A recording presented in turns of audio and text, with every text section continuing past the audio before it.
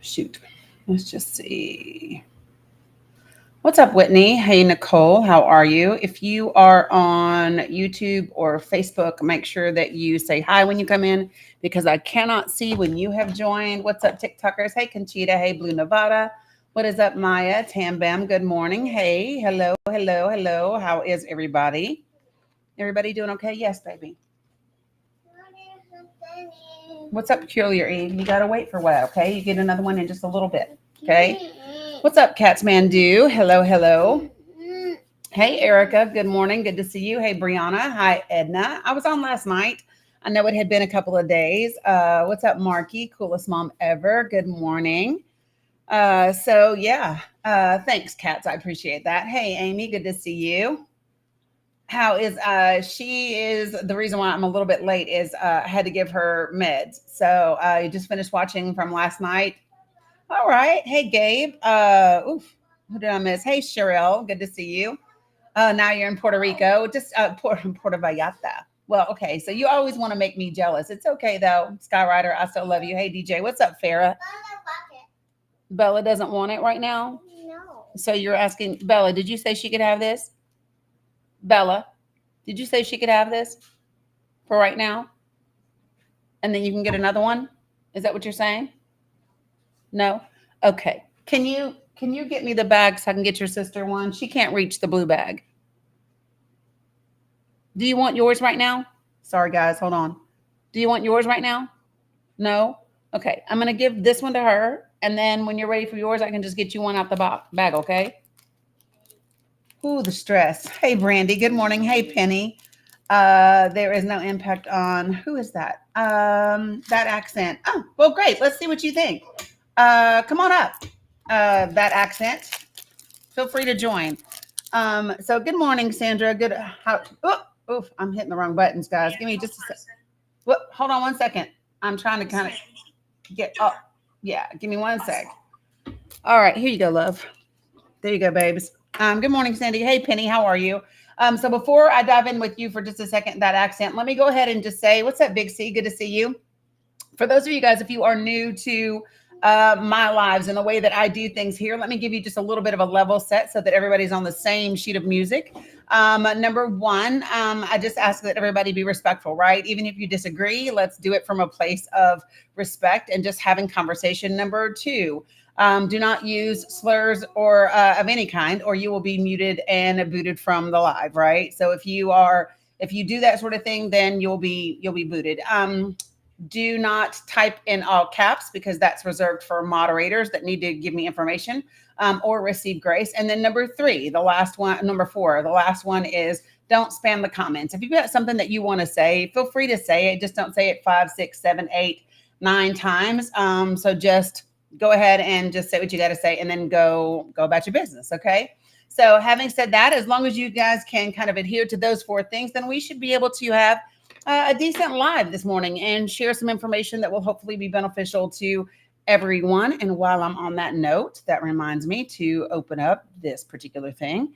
Awesome. So that I can share information. Sweet. So we are there and we are good to go. I think, whoop, I lost you guys. Where did I lose? YouTube and Facebookers, I have lost you somewhere in the fold. That isn't good, is it? That is not good. Okay, there you are. You are back. Sweet. All right, great.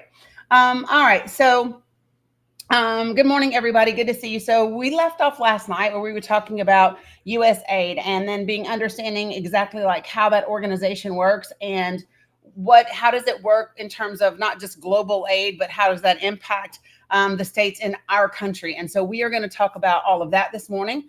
And we like to come from a place of, hey, Sandra, she's doing a little bit better this morning. Thanks for asking. So we like to come from a place of fact. So that accent, you said that there is no impact. Would you like to kind of share your thoughts and what you mean by that? Well, I mean, I don't think there's any impact on American citizens. It seems like most of the money that was going out from American aid was going over to other countries. Okay, so what do you base that on?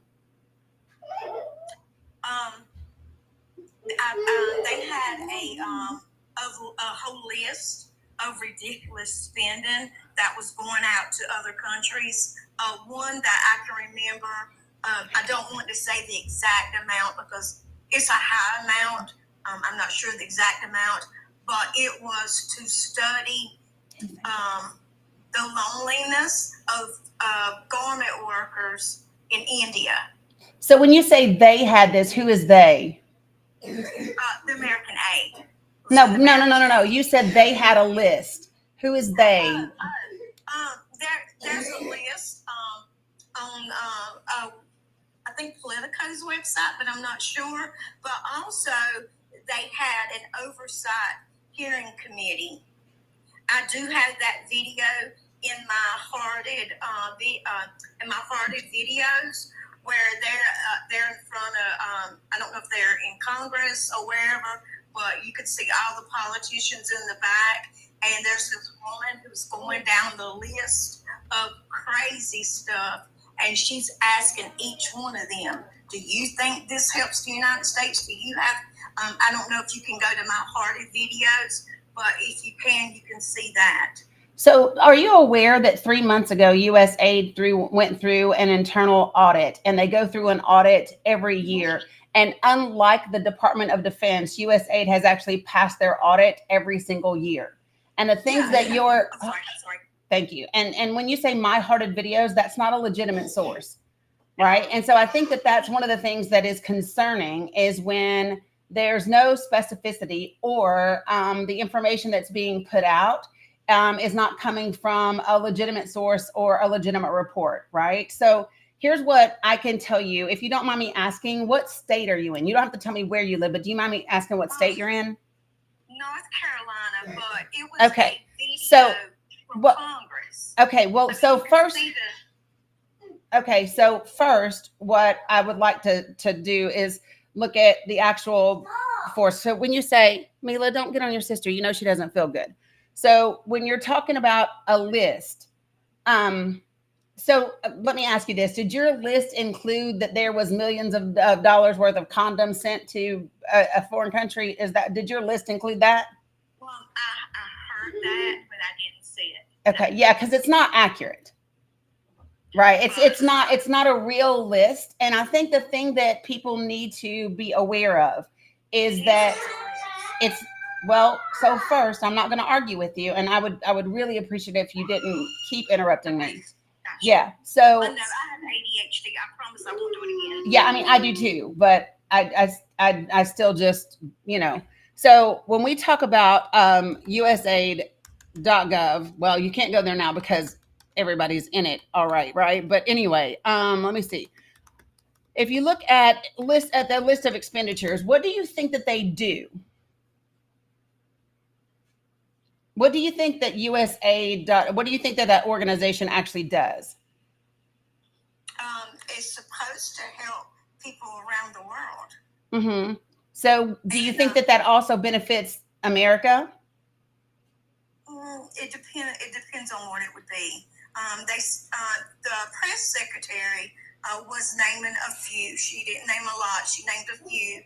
And she said in 24 years, not one thing that was brought forward was denied. Okay, so and on February the 12th, they are going to have a hearing. I mean, they are going to bring it out in something. Do you know how much of the entire government budget, our total federal budget, do you know how much of it USAID encompasses? Do you know how much it accounts for? How much? 1%. Okay. 1%. Hold on. Let me finish. 1% of the entire budget. And unlike what people think, is it absolutely does impact America way more than you think. So what I want to do is because I like to just come from a place of facts and information. So if I pull up North Carolina, here's what I can tell you about North Carolina.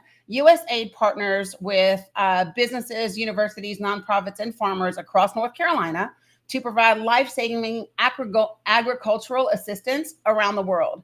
And so one of the studies about their agriculture, just an AG perspective, right?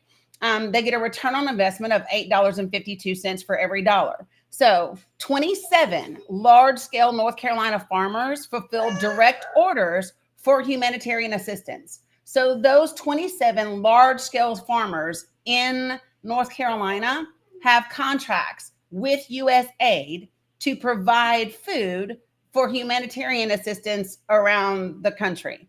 So so those people, those farmers that have now honored those contracts and began shipping all of those crops and spent money to grow those crops are not going to get that food. North Carolina also has a nonprofit. So FHI 360 International, RTI International, Intra Health International, and the Eleanor Crook Foundation. All of those nonprofits are funded by USAID. North Carolina State University, University of North Carolina at Chapel Hill, Duke University, and North Carolina A&T, all of them have agricultural research programs that are funded by USAID. So when you say that it's not going to impact the United States of America, it is. It's going to impact farmers that are already doing the work. It's going to impact universities that are studying our agriculture right here in our own states, our own businesses, our own universities. It absolutely does impact us. And this idea that somehow taking control of this organization or getting rid of a lot of its funding is going to help us or help us save money is not right. It literally is less than 1% of our entire budget for the federal government. So why are we going after 1% of the entire federal budgets, right? The federal government's budget that helps poor people, starving people around the world, benefits American universities, American farmers, American industries, and it doesn't help our budget at all. Okay, and you're right. You're absolutely correct about the money that is spent here in the United States. I live in North Carolina, so I greatly appreciate that part of it. But I'm sure as you guys listen to your press secretary, we trust and we listen to our press secretary. And she came out. Wait a minute. What do you mean your press secretary? Don't we all have the same press secretaries? Well, and okay, I worded that wrong. Some Democrats that I've talked to, they don't listen to her and they don't believe her. So I shouldn't say I shouldn't say it like that. But the only reason why I said it that way is because other Democrats have said it that way. The United States press secretary said that Elon Musk, he only has read-only access. He does not have the authority to cut or slash anything. So he has. Let me just say this. Have you ever held a security clearance? I know what security clearance is. No, but what I ask you is, read-only. So the question that I ask you, I'm asking you a question. The question that I'm asking you is, have you ever held a security clearance? No. Okay, so I have. And what I can tell you is that the members of Dodge have been given, and Elon Musk has been given top secret security clearance, right? Which that's not a read only. It's literally a TS security clearance. Okay, you asked me how okay. And see, and this is the problem. I just wish the news would go back to every single outlet telling the truth. Because, and I'm not saying I don't believe you. I mean, I'm not saying I don't believe anyone. I'm just saying I wish it would go back to being simple when we could trust our government and we could trust our news. And I see a lot of what happens a lot is on both sides. Immediately, sometimes if you hear something you don't like, you don't agree with, or you think may be false, before you even know for a fact, you immediately say that's not true, that's fake, that's false. Well, here's my thing. Number one, I don't really care whether he has read only or any type of access. Elon Musk is not an official, he doesn't work for an official government agency. It's an agency that isn't an official part of the government. So he shouldn't have any access. But I don't really care about that. What I care about is the misrepresentation about the information, right? So for me, what I'm focused on is, are you familiar with the Pew Research Center, Pew Research Organization? I've heard of it before, but I can't remember. So they are fantastic. They are a nonprofit organization. They are probably one of the leading sources that people can go to for information, right? And so they dug into all the federal data, including their previous survey work, to look around the U.S. government AIDS efforts, right, as well as our attitudes towards them, right? And so they put it all together. And so the government is currently on track to spend about $58.4 billion on international assistance program in 2025. But that's from their January 2025 projections from the Congressional Budget Office. It's Pew, P-E-W, not P-U-G-H. It's P-E-W, okay? And so in fiscal year 2023, the most recent fiscal year for which data is available, right, we dispersed $71.9 billion in foreign aid, according to foreignassistance.gov, okay? That compares with $74 billion that was spent in fiscal year 2022. I think that we ought to keep in mind when we talk about 2022 and 2021, when we go back that far, you also get to talk about C-19 and all of those things. When you look at who the recipients are, how much money is being given and what it's being given for, it details like we didn't send millions of dollars worth of condoms. Like it's just not a thing that happened. And since 2001, foreign aid has ranged between 0.7% and 1.4% of the total federal budget. So that's an average of 1%. So I guess this is my question, because it impacts American farmers, it impacts American universities, it impacts American businesses, it impacts Americans, period, when you talk about getting rid of this aid that literally isn't. So in comparison, they're audited every year. They were just audited 3 months ago. In comparison, the Department of Defense, that accounts for the largest majority of our entire federal government budget, has never passed an audit.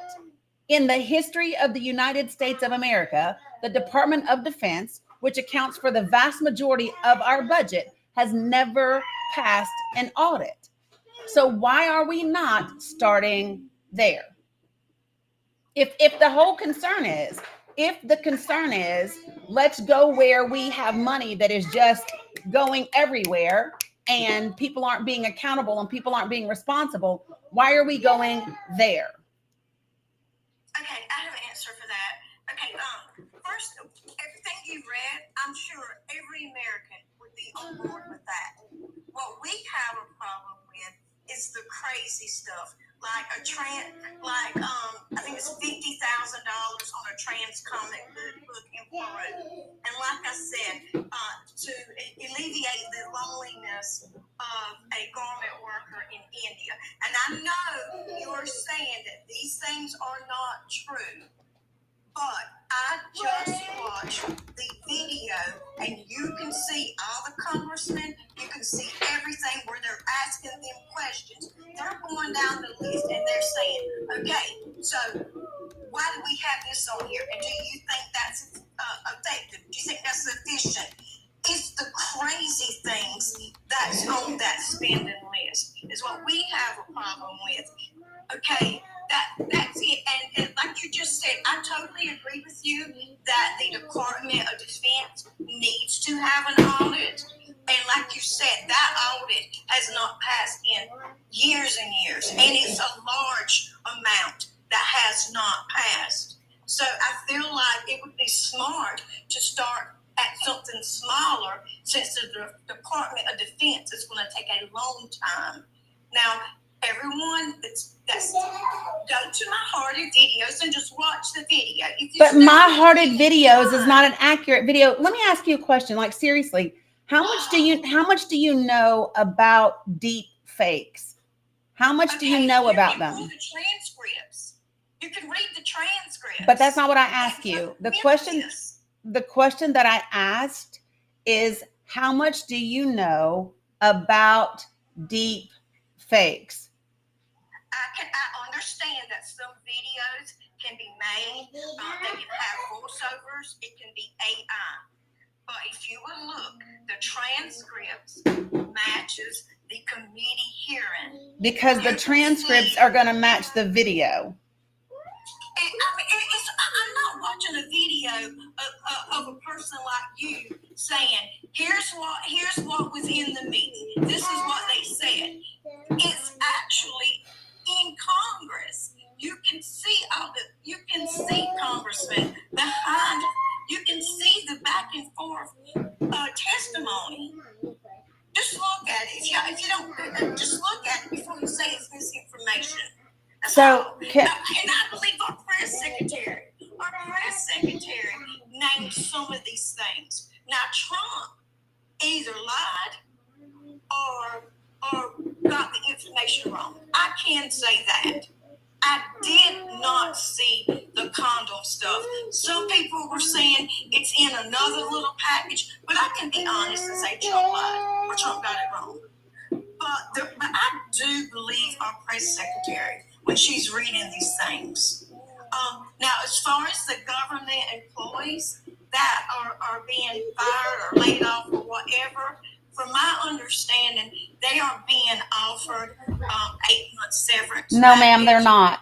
They're not? No, ma'am, they're not. So when you actually read it, and if you've read the letters, that you can see, they're not being offered 8 months of severance pay. That's not what it is. They may or may not get any money. And if they change their mind, they won't be able to return back to the position. So it's not every union rep and every attorney is saying, do not take that. That's not what it is.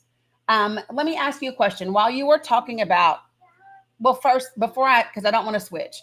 So I just want to kind of look at, this is from the Congressional Research Service. This is from their reports, January 6th of 2025. And so this is them actually auditing and looking at the money spent for USAID, the U.S. Agency for International Development, right? It's the lead international humanitarian and development arm of the U.S. government. It was established in 1961 to implement the Foreign Assistance Act of 1961. So that means that Congress in 1961 passed legislation that said, hey, this is what we need to do around the world for America to be who we are, right? We're the leader around the world. And so we know that in order for us to be great, we need to also help other countries around the world, because that's how we keep allies. So Congress passed a law, the Foreign Assistance Act of 1961. And in response to that legislation being passed, they created this government department in 1961. It provides assistance to strategically important countries and countries in conflict, leads U.S. efforts to alleviate poverty, disease, and humanitarian need, and assists U.S. commercial interests by supporting developing countries' economic growth and building countries' capacities to participate in world trade.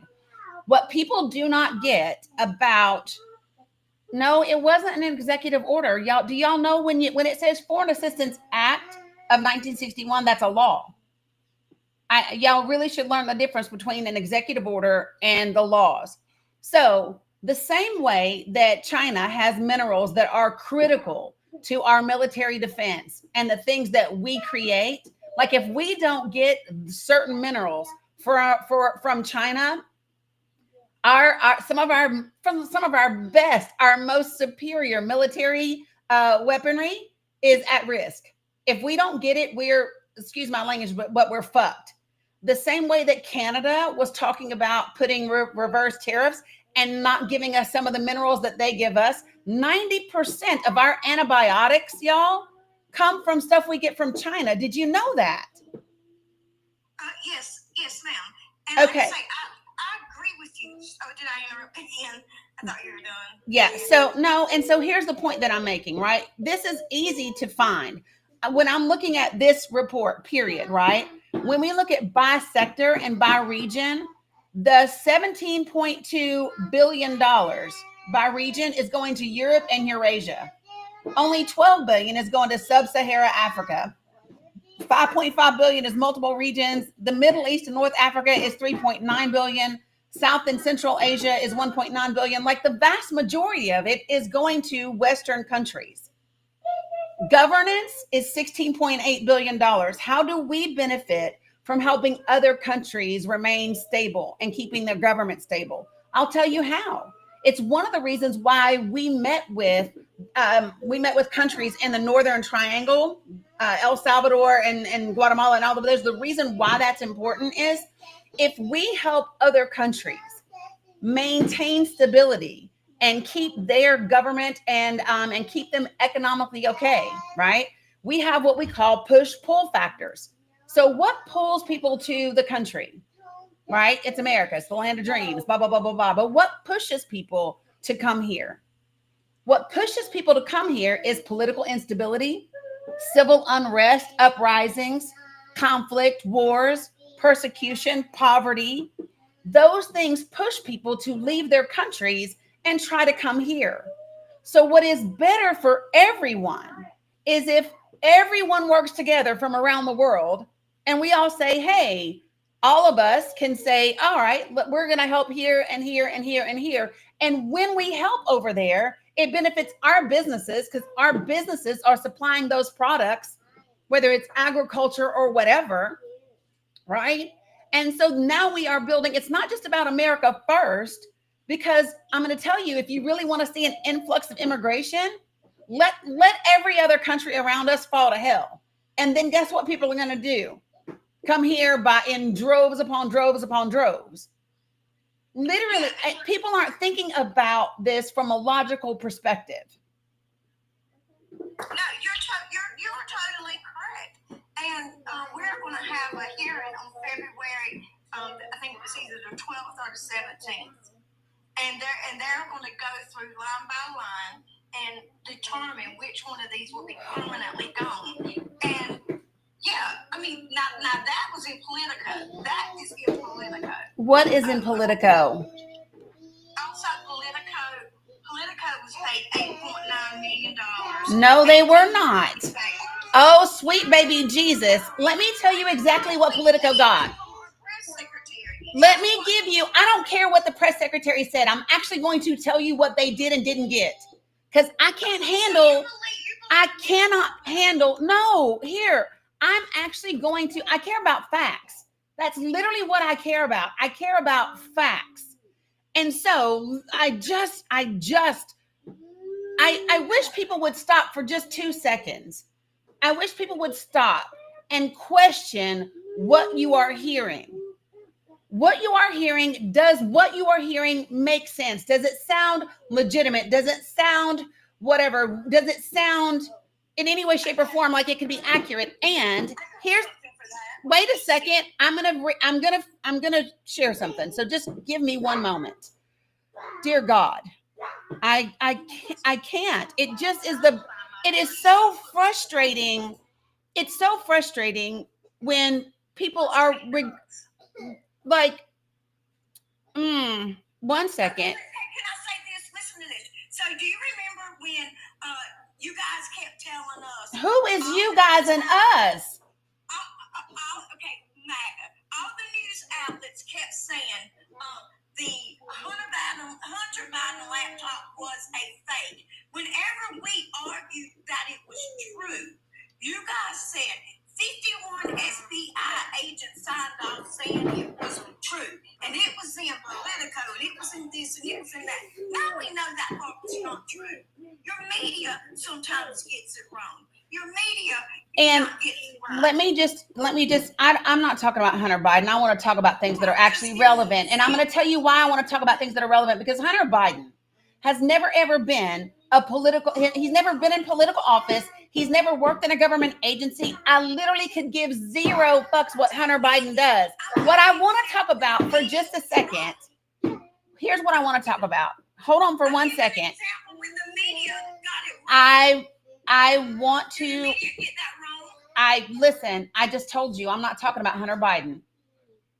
I swear to God, I'm not. What I want to talk about is what you just said about Politico. And I want to be able to give you actually the facts. And I will tell you someone that it would be great. Like, hold on, just give me a second for just a second. All right. So, good God. But you're right. All those things that you named were helpful for our country. But here's what I want to listen. Okay, so the $8 million that you're referring to. Yes, sir. Mhm. So let me tell you what that comes from. Have you ever heard of Politico Pro? No. So Politico Pro is a very expensive subscription service that Politico has for stuff that they don't give away to people for free. USAID subscribed to Politico Pro for years upon years upon years upon years upon years upon years. And that number is from years of subscriptions from across the government, not just one agency, but the whole government subscribed to Politico Pro. That's where that money came from. It's a subscription service. That's what it's from. And they also provide, it's a subscription service for data, for legislative analysis, for lobbyists and government officials. So this is a service that Politico Pro does, where they will subscribe to you. And guess what? You can give them data. You can give them like legislative analysis. This is a service that Politico Pro offers to different government agencies. And that's what they do. Okay. And that is where that money came from. And I'm going to read the quote from you. Politico has never taken a cent of government subsidies or state funding. This is from the CEO of their parent company. People are paying for Politico Pro because they need the service. It's not subsidies, it's capitalism. That's what it is. And I will tell you this.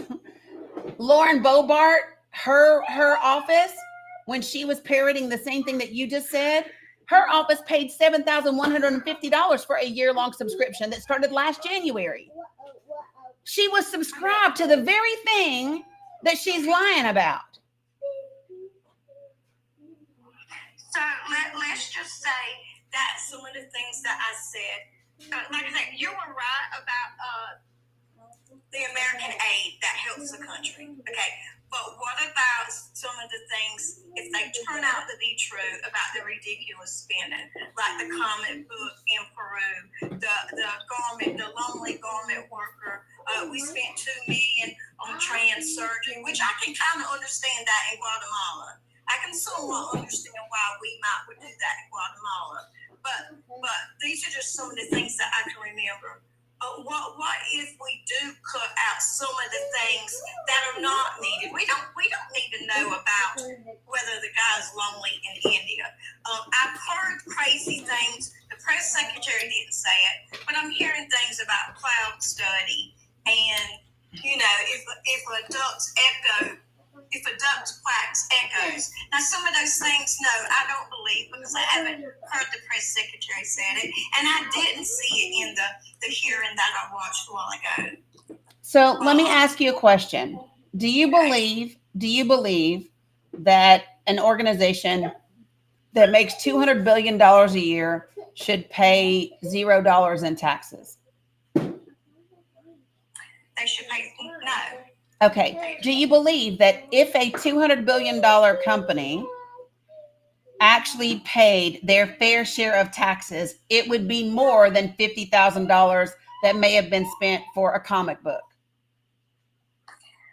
Yeah, but like I say, wait, I want to walk all the way through this because the things that we are focusing on are distractions and deflections from the things that actually matter. Thank you, Facts Rate. I see you guys.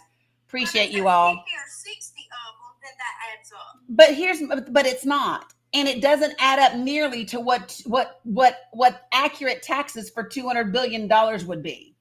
Mm-hmm. Right? And I think the thing that gets me about this is we are worried about it doesn't even matter if things are false or fact, right? But let's just say 50 grand was spent on a comic book. I don't believe that it was. But even if it was, if we can focus on the other things, the fact that you have companies like Jeff Bezos and Amazon and Elon Musk, and when you have people that in the last 10 years have gone from being two billionaires to like being worth $2 billion to being worth $300 billion, there's obviously something wrong with the system. There is something wrong when we have regular people arguing and being mad at poor people and poor countries and not mad at the people worth $400 billion that are taking money away from farmers. This is the problem. And I think that this is, I mean, so just follow me. And I'm not saying, so one of the things that I keep asking you and your verbiage is you keep saying you and you all and us, or them and we. And if you've noticed everything that I've said to you, you've never heard me say them and us, have you? Well, it's because we're divided. No, ma'am. Hold on. But listen, my question is, have you ever heard me say you all? No. Do you want to know why? Because you're in the same damn boat I'm in. You are in the same boat I'm in. The problem is that, here's the thing though, the problem is you are defending the people that are drilling the holes in the damn boat. And then you wonder why we're sinking. We're sinking because you are literally defending the people that are drilling the holes in our boat. Meanwhile, they are riding down the damn stream in yachts. What kind of, I don't understand. I do not understand how we got to this place where average American citizens and poor people are defending $100 billionaires. And we think that everybody else is the source of our problems, as if it's not those guys. It's those guys. It's just that I don't know. There's no other way that I can say this. The us and the them are the ultra 1% rich and everybody else. That's the real us and them. It ain't Republicans and Democrats. It ain't right and left. Have you ever made the comment that you don't trust your government, and you don't trust the spending? Listen, I was in the United States military. My security clearance was TSSCI, which is a level above top secret, right? I know exactly what the government does and doesn't do. But the reality is this. So do you realize the only reason that we have access to the documents, Mila, not so loud. The only reason that we have access to the documents that we do right now, hey, facts people, thank you guys for joining, is because of federal legislation that was passed in the 70s about legislative transparency.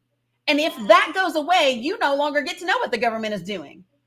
You will no longer have the ability to FOIA information and get it from somebody. Yeah. Okay. Well, you're saying yeah, but I don't think that people understand. Can I ask you a question? Yeah, I mean, I'm getting it. I definitely hear what you're saying. I just want to hold on a second. I want to ask you something. Have you ever heard of this book called Dawn's Early Light? No. Okay. So this book, Dawn's Early Light, was written by a guy by the name of Kevin Roberts. Okay. What's important about this book is that the foreword to the book was written by J.D. Vance. Can I share with you what the current vice president said in this book? Are you okay with that? Okay. Because when I read it, I was astounded. By the way, I lived in North Carolina for 11 years. I love North Carolina. I'm from the South. But let me just take... Well, people where I'm from, Northeast Tennessee originally, where I'm from, people talk like this. They talk like this where I'm from. But I was in the military, so I traveled a lot of places, and I don't have the same accent as folks back home. But so let me just tell you, and you guys just bear with me because this is important information for people to know. Here's what it says. It says, in the classic American film Pulp Fiction, John Travolta's character, recently returned from Amsterdam, observes that Europe has the same consumer goods as America, but there it's just a little different. Hey, Facts Matter. Thank you guys for joining. And it says, that's how I feel about Kevin Roberts' life. He grew up in a poor family. So he's making a comparison to himself and Kevin Roberts. Both of them grew up poor in supposedly in Appalachia, all of those different things. But Kevin Roberts, so I don't know. I know, but I'll get there in a second. But I'll tell you who he is in just a second. I want to lead with what J.D. Vance said. And then he talks about both of them being Catholics. Well, here's the thing. J.D. Vance wasn't always Catholic. He just converted to Catholicism in the last couple of years. Okay.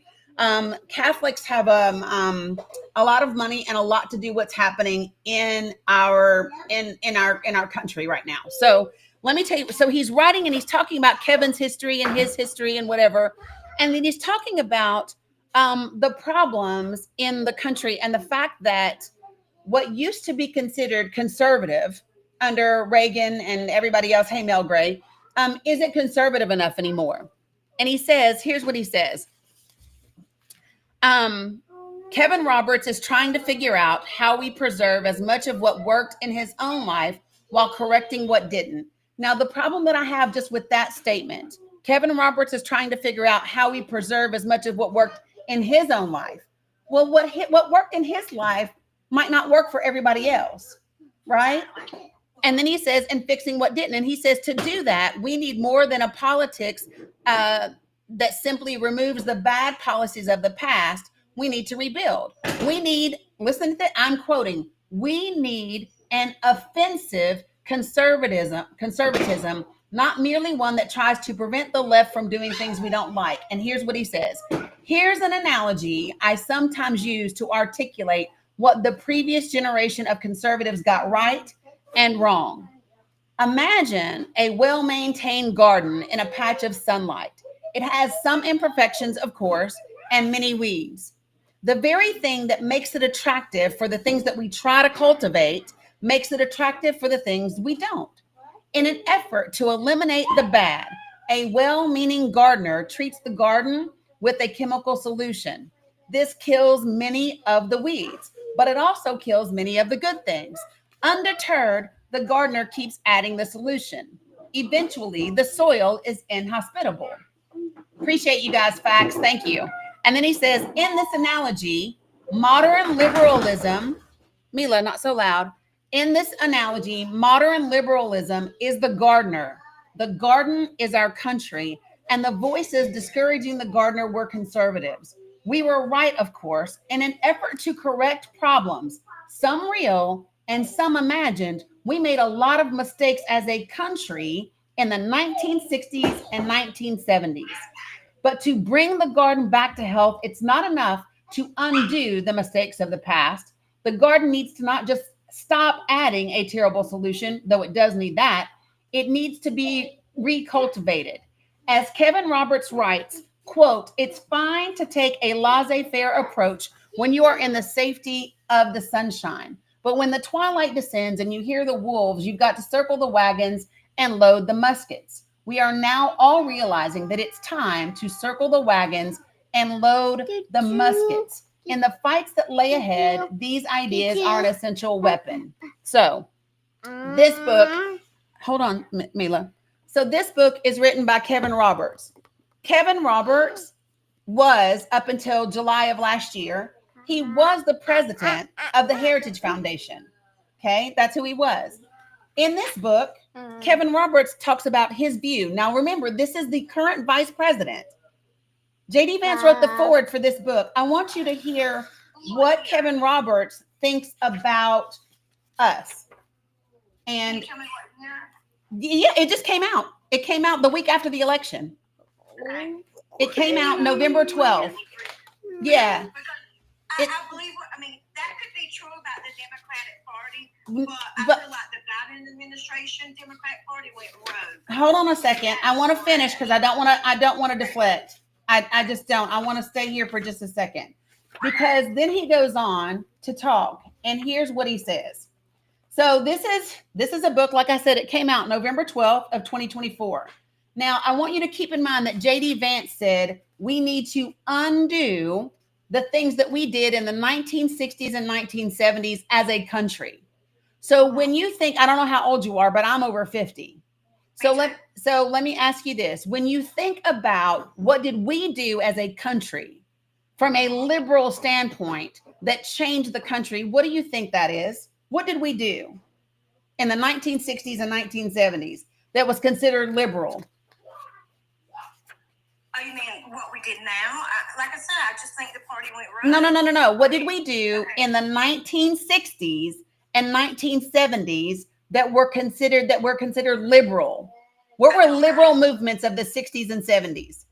I honestly basically, I mean, they're saying civil rights. I don't know what answer you're looking for. I'm not looking, I'm asking you. Well, I guess civil and women's rights. Civil rights, women's rights, FOIA, all the things, right? Yeah. So if JD Vance says that we should undo the things that we did in the 1960s and 1970s, he says we need to undo them. Okay? That's literally, I read you his words. And he says, that's concerning. and he said, listen, Kevin Roberts and I agree with him. He's got the right idea. This is what we need to do. Let me tell you what Kevin Roberts said. And I'm on the bottom of page 4 in his book. Okay. Wow. Here's what it says. These are Kevin Roberts' words. Here's what he said. But here's the most uncomfortable truth of all. The parasites that have taken over so much of our country, pant-suited girl boss advertising executives, skittle-haired they-them activists, soy-faced pajama-clad work-from-home HR apparatus, Adderall-addicted dog mom diversity consultants, nasally voiced Ivy League regulatory lawyers, obese, George Soros-funded police abolitionist district attorneys, hipster trust fund socialites are some of the least impressive people in the history of the world. Pant-suited girl boss advertising executives. What's wrong with women wearing pants? What's wrong with them being girl bosses? Yeah, I was a regional manager of a DME company. Well, I'm going to tell you right now, Kevin Roberts says you're part of the problem. Yeah, I wore that most of the time. Yeah, and he says you're part of the problem. We need to undo that because women should know their place. And I think that this is what people don't understand. Everybody's going, oh my God, what about this comic book in India? Meanwhile, they are coming for your rights. And that's not hyperbole. And I'm not an extremist. I'm literally telling you what I've read. Every bit of it. And it's not just like, I'm not reading the news media. I'm reading JD Vance's own words. Where does his wife work? I don't know that she does anymore. Okay. She used to be a lawyer in a firm. She doesn't anymore. I'm sorry. I do get what you're saying, and it is concerning, and I appreciate you reading that to me so I can do a little more soul searching. But there is some reason why he left the Democratic Party. Who? Was it because he had a better chance of becoming VP, or was it because he saw it going too far left? I don't really care. I don't care why he did. What I care about, because I don't care what party he belongs to. I care about the fact that he has, here's the thing. What I care about is the fact that he wants to undo the things that we did as a country in the 1960s and 1970s. And here's what I know is that women couldn't get their own credit card in their name without their husbands or their daddies until 1973. Yeah. Wow. That's what I know. We definitely don't need to go backwards. But we are. 100% right now we're going backwards. And if I could take just another step forward, let me ask you a question. You haven't brought it up, but I really want to know what you think. Can you tell me what you believe DEI is? The way I always thought of it is, so you have two people, white, black, however you want to word it. They both have the same qualifications. They both do well in their interview. If we didn't have DEI, most people would assume that the white person would get the job, because of racism. But with DEI, it ensures that the black person stands a better chance of getting the job.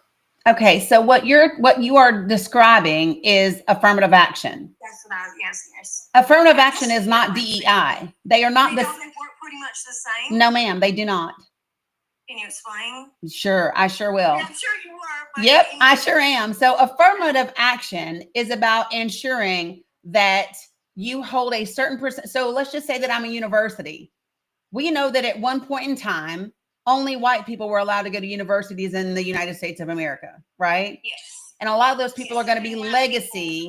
Made HBCUs. Yeah, and a lot of those people are going to be legacy students. They're going to go where their parents went, right? Yes, So that university now says, hey, listen, in order for us to be more diverse and give other opportunities to other students, right? Then we need to make sure that a percentage of our students are African American, are Asian, are Native American, or whatever. That's what affirmative action looks like, right?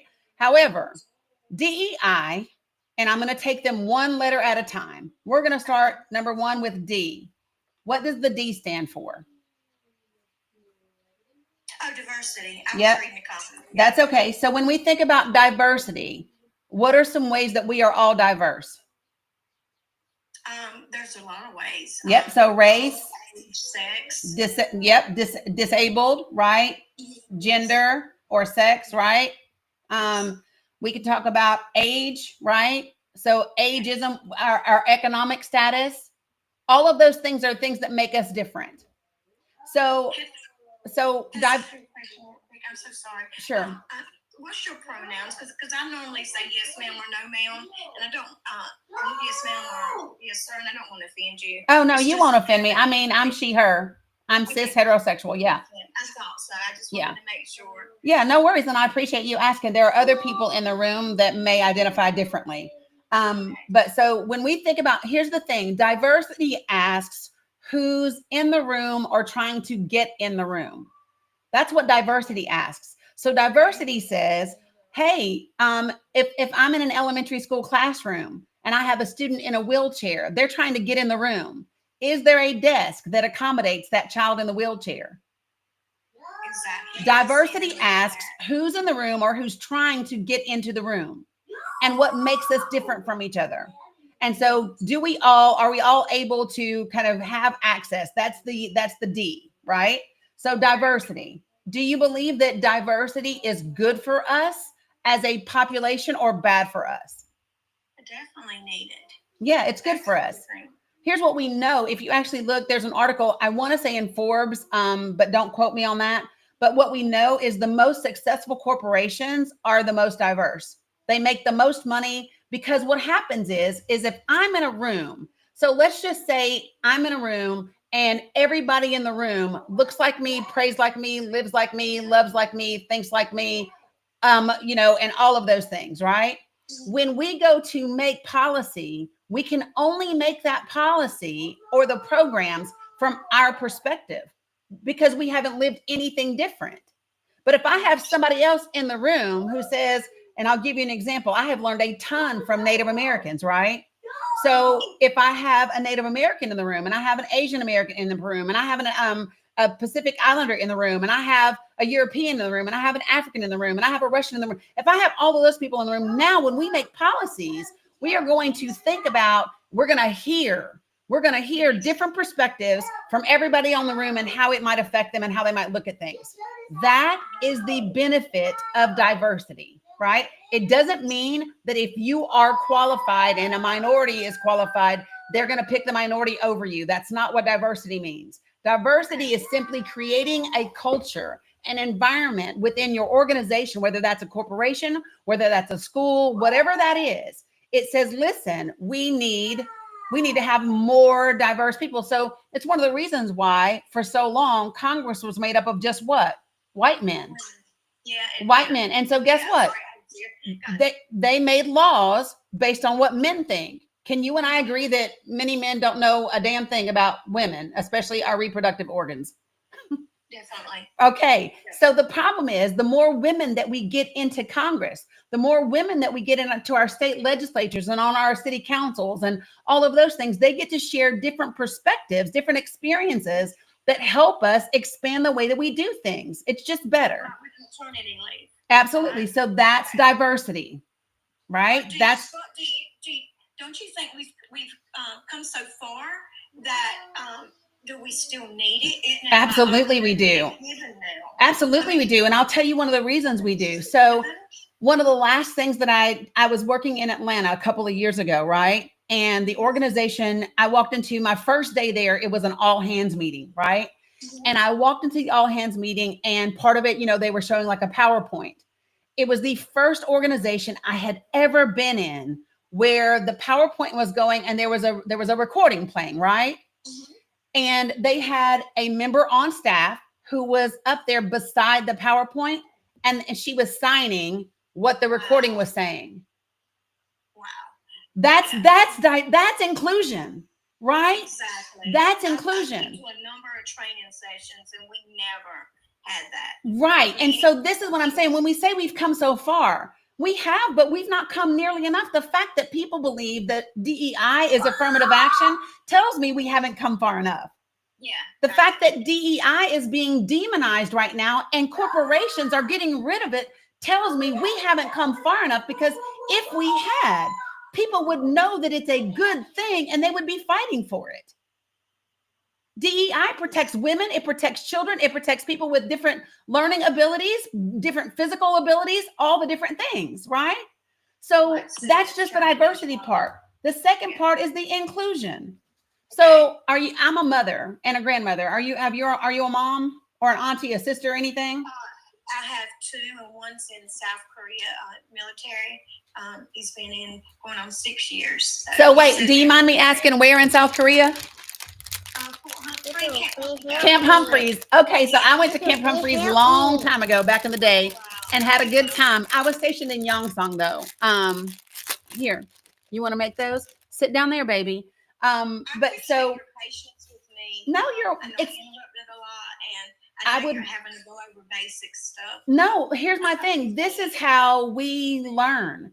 And I am always willing to have a conversation with someone who is open to listening. And because here's my thing, and that's why I kept asking you every time you would say you and them, I would say, who's them? Who's you?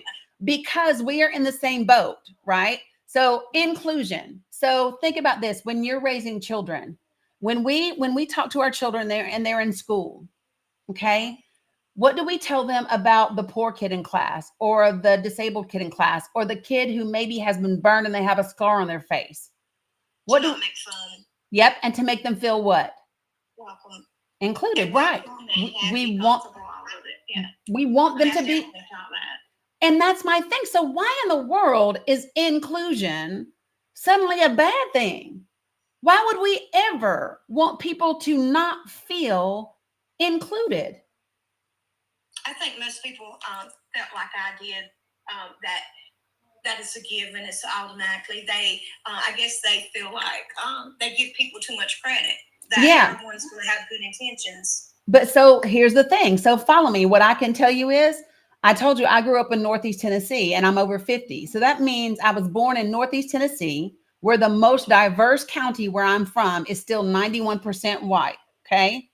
Can you imagine growing up there as a biracial child in the 70s and 80s? Definitely. It was not a fun place, right? My kids experienced that when they were in school.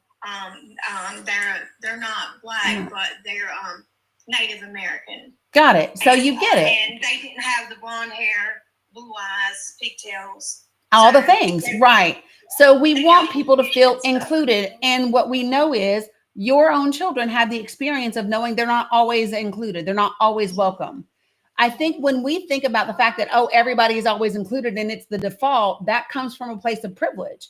It comes from people who've never had to worry about not feeling welcome. Yes. Right? Yes. They just assume that things have changed. Right. And because they've never had to experience it and they're still not experiencing it, right? So that's the inclusion part.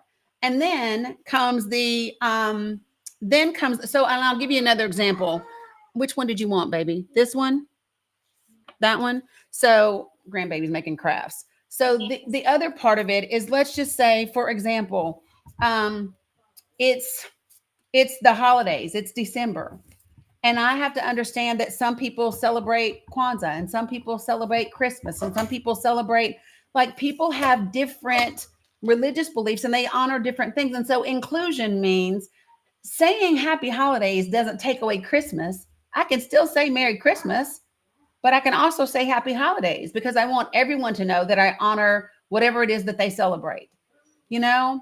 So that's inclusion. It's not eliminating anything, it's adding to.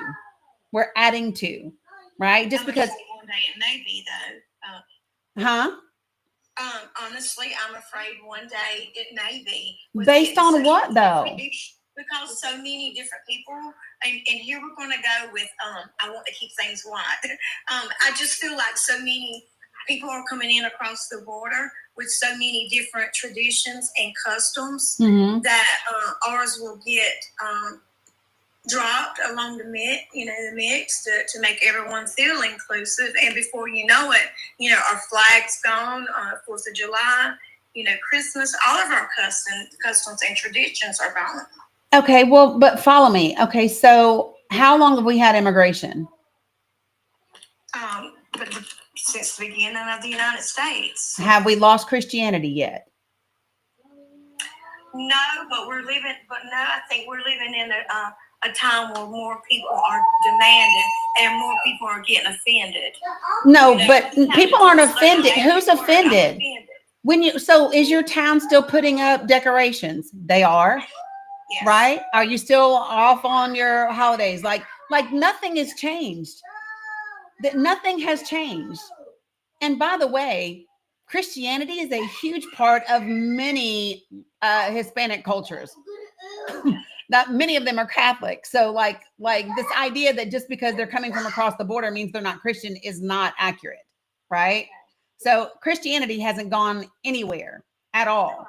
And I think this is the thing that people really have to understand is adding to something is not the same thing as taking away, right? So if I say Merry Christmas, Happy Holidays, and Happy Kwanzaa, that doesn't take away anything. We can all, we can just greet everybody in any area we want. You know what I mean? So anyway, this is the inclusion. And then the last one is equity. And I love to talk about equity. So when you think about equity, what does that mean to you? We have an equal number of people. So equity isn't equality. They are not the same thing. So let's just say it like this. So you said you have 2 children, right? Yeah. Okay. So in order for your children to learn the lesson, did you teach them both the exact same thing, or did you have to handle one child differently than the other? I see where you're going. I see what you're cooking. Yeah, that's the reason why I ask you about kids, because it's the one thing as a mom, I know, like I had one daughter, holy hell, that kid, I had to give her the lesson in a completely different way. And then I had another child that if I even looked at her cross, that was enough. Right? Yeah, that was me. Okay. And so this is my thing. Equity is giving people what they need to give them the same access. So if I have a tree that is 7 feet tall and that tree has apples and everybody's going to reach the apples, and I have one person that's 6 foot, one person that's 5 foot, and one person that's 2 foot, and I give everybody a 1 foot ladder, that would be equal. But it ain't equitable because everybody can't reach the apples. Yeah, got it. Never thought of, I'm so glad you explained what this was. So that's what DEI looks like. DEI just says who's in the room and trying to get in the room. Does everybody feel welcome in the room, right? And does everybody have equitable access to being in the room? And how do we make sure that we're doing that? There's no exclusion. That's the thing. This is what tickles me, is people are worried about people being excluded when literally inclusion is part of it. Exactly. Right? And then when we go to the A, which is where we get to, have you heard of the IDEA law? No. It's the individual with different education abilities. It's a law. It's a federal law. Okay. That federal law is what gives us funding for many of our school systems and our school districts for our children that need IEPs and 504s or ramps for access to the school, or, teachers' aides for different children. Thank you. It's the Individuals with Disabilities in Education Act. Thank you, Jen. Right? And so if we lose the Federal Department of Education, we lose a big mechanism, because in order for schools to get that federal funding, they have to meet the standard of idea. And if we lose that, right, then that leaves our children at a disadvantage. And so yesterday I put it in my link tree. So if you go, if you click my, don't do it right now, but if you click my face twice and you go to my TikTok profile, I have a link tree there, right? And I think it's like the second or third link in my link tree. There's a great article in there from Axios, and it talks about what percentage of each state's budget, their educational budget, comes from federal funding. And I think North Carolina is right around 19%. So almost 20% of North Carolina's education budget comes from federal funding. What happens when we do away with that? And who's going to ensure that if that money is just given to the state, that the state like applies it like equitably? Because right now we have rural communities and inner cities. Both of those don't get equitable education funding. Our rural schools get left out, and so do our inner city schools. So quite frankly, I don't trust them to do it, and I don't trust them to enforce it. And the reason why I don't is this. So one of the things that really resonates with me is when people talk about, oh, well, we're just giving it back to the states, and people are like, oh, why is that a bad thing? I'll tell you why. It's a bad thing, to me at least. Here's what I know is that before we established a federal Department of Education, before we established a federal civil rights law, right? We had segregation in schools. We had girls only colleges. We had certain types of trades that girls could never do, right? Girls couldn't take mechanics. They couldn't go to shop, right? So when I think about, like, everybody's always like, oh, be scared of the federal government. I'm more scared of state government than federal government, because historically speaking, if we look back throughout history, it has been the federal government that's been the best for women, for children, for minorities, right? It's been our states that haven't been great for us. And I just want to share this with you, because let me just say this. If somebody had ever told me I would be quoting the founding fathers, I would be like, ain't no way in hell, right? But so I was reading this, and it's by Alexander Hamilton, and it's in the Federalist Papers, right? This is Federalist Paper number 1. And oh my gosh, it's so good.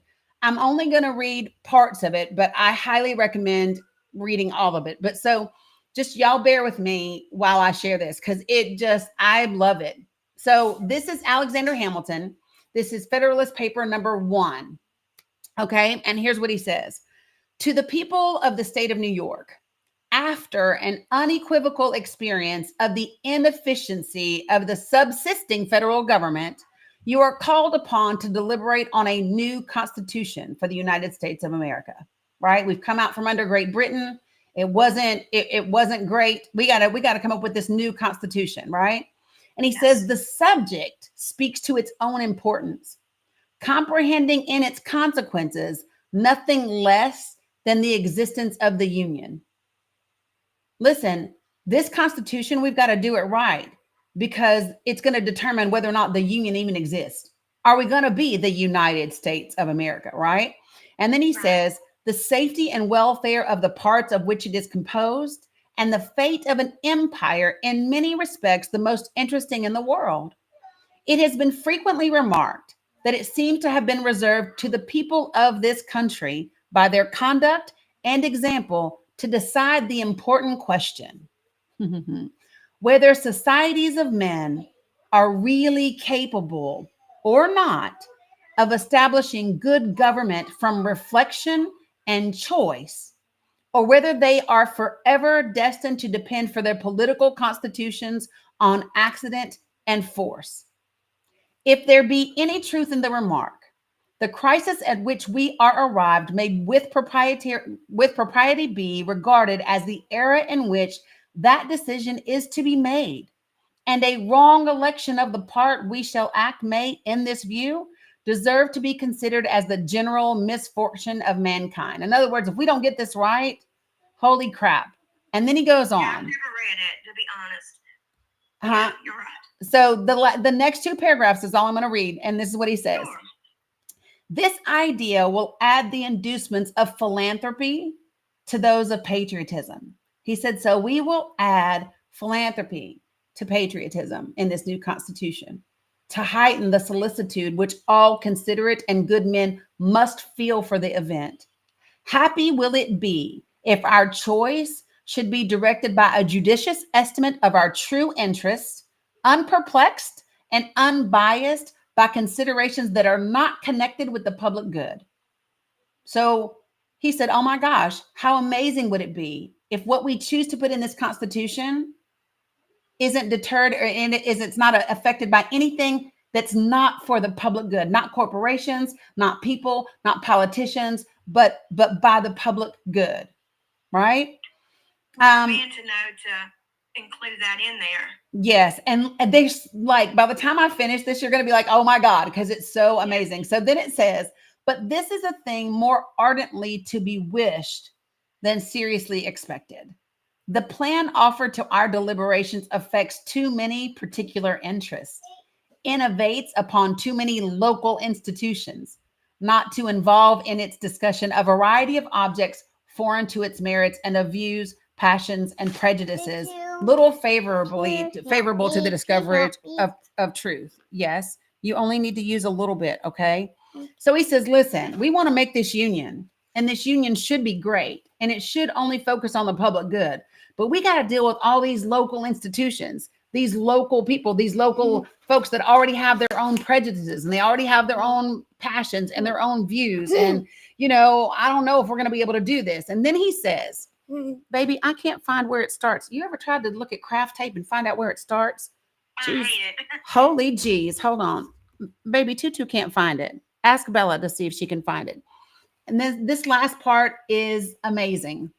He says, among the most formidable of the obstacles which the new Constitution will have to encounter may readily be distinguished the obvious interest of a certain class of men in every state to resist all changes which may hazard a diminution of the power, emolument, and consequences of the office they hold under the state establishments. He said, so listen, one of the greatest obstacles that we're going to encounter are these class of men who are not going to want their power within their own state to be diminished by the creation of this new constitution.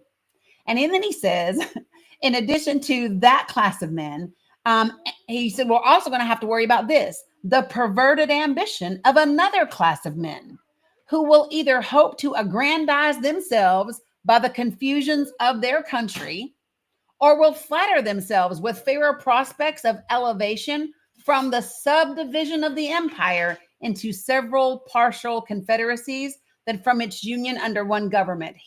They said it back then. This is the thing that is so amazing to me. They said, listen, making the United States of America, we're going to have to worry about a couple different types of men. The men that already have power in these states and the men that want power by dividing us into and keeping us from being under one government. And to me, that is what we are experiencing right now. People that are trying to divide us and to take away the United States that we have. Yeah, that's so powerful. I wonder how long it took them to write that. Because our country, I mean, Give it to me. it could have been we could have lost control way back if it hadn't been So, for this. do you want to know another one? This one is also in my link tree. So this one was written by Alexander Hamilton, right? Yeah, this is on YouTube and Facebook, guys. But so there's another one. Have you heard of this thing written by James Madison called A Memorial and a Remonstrance? No. Okay, I'm not going to read it. It's in my link tree, but holy geez. And if you go to so I have a podcast called The Danny Cook Show.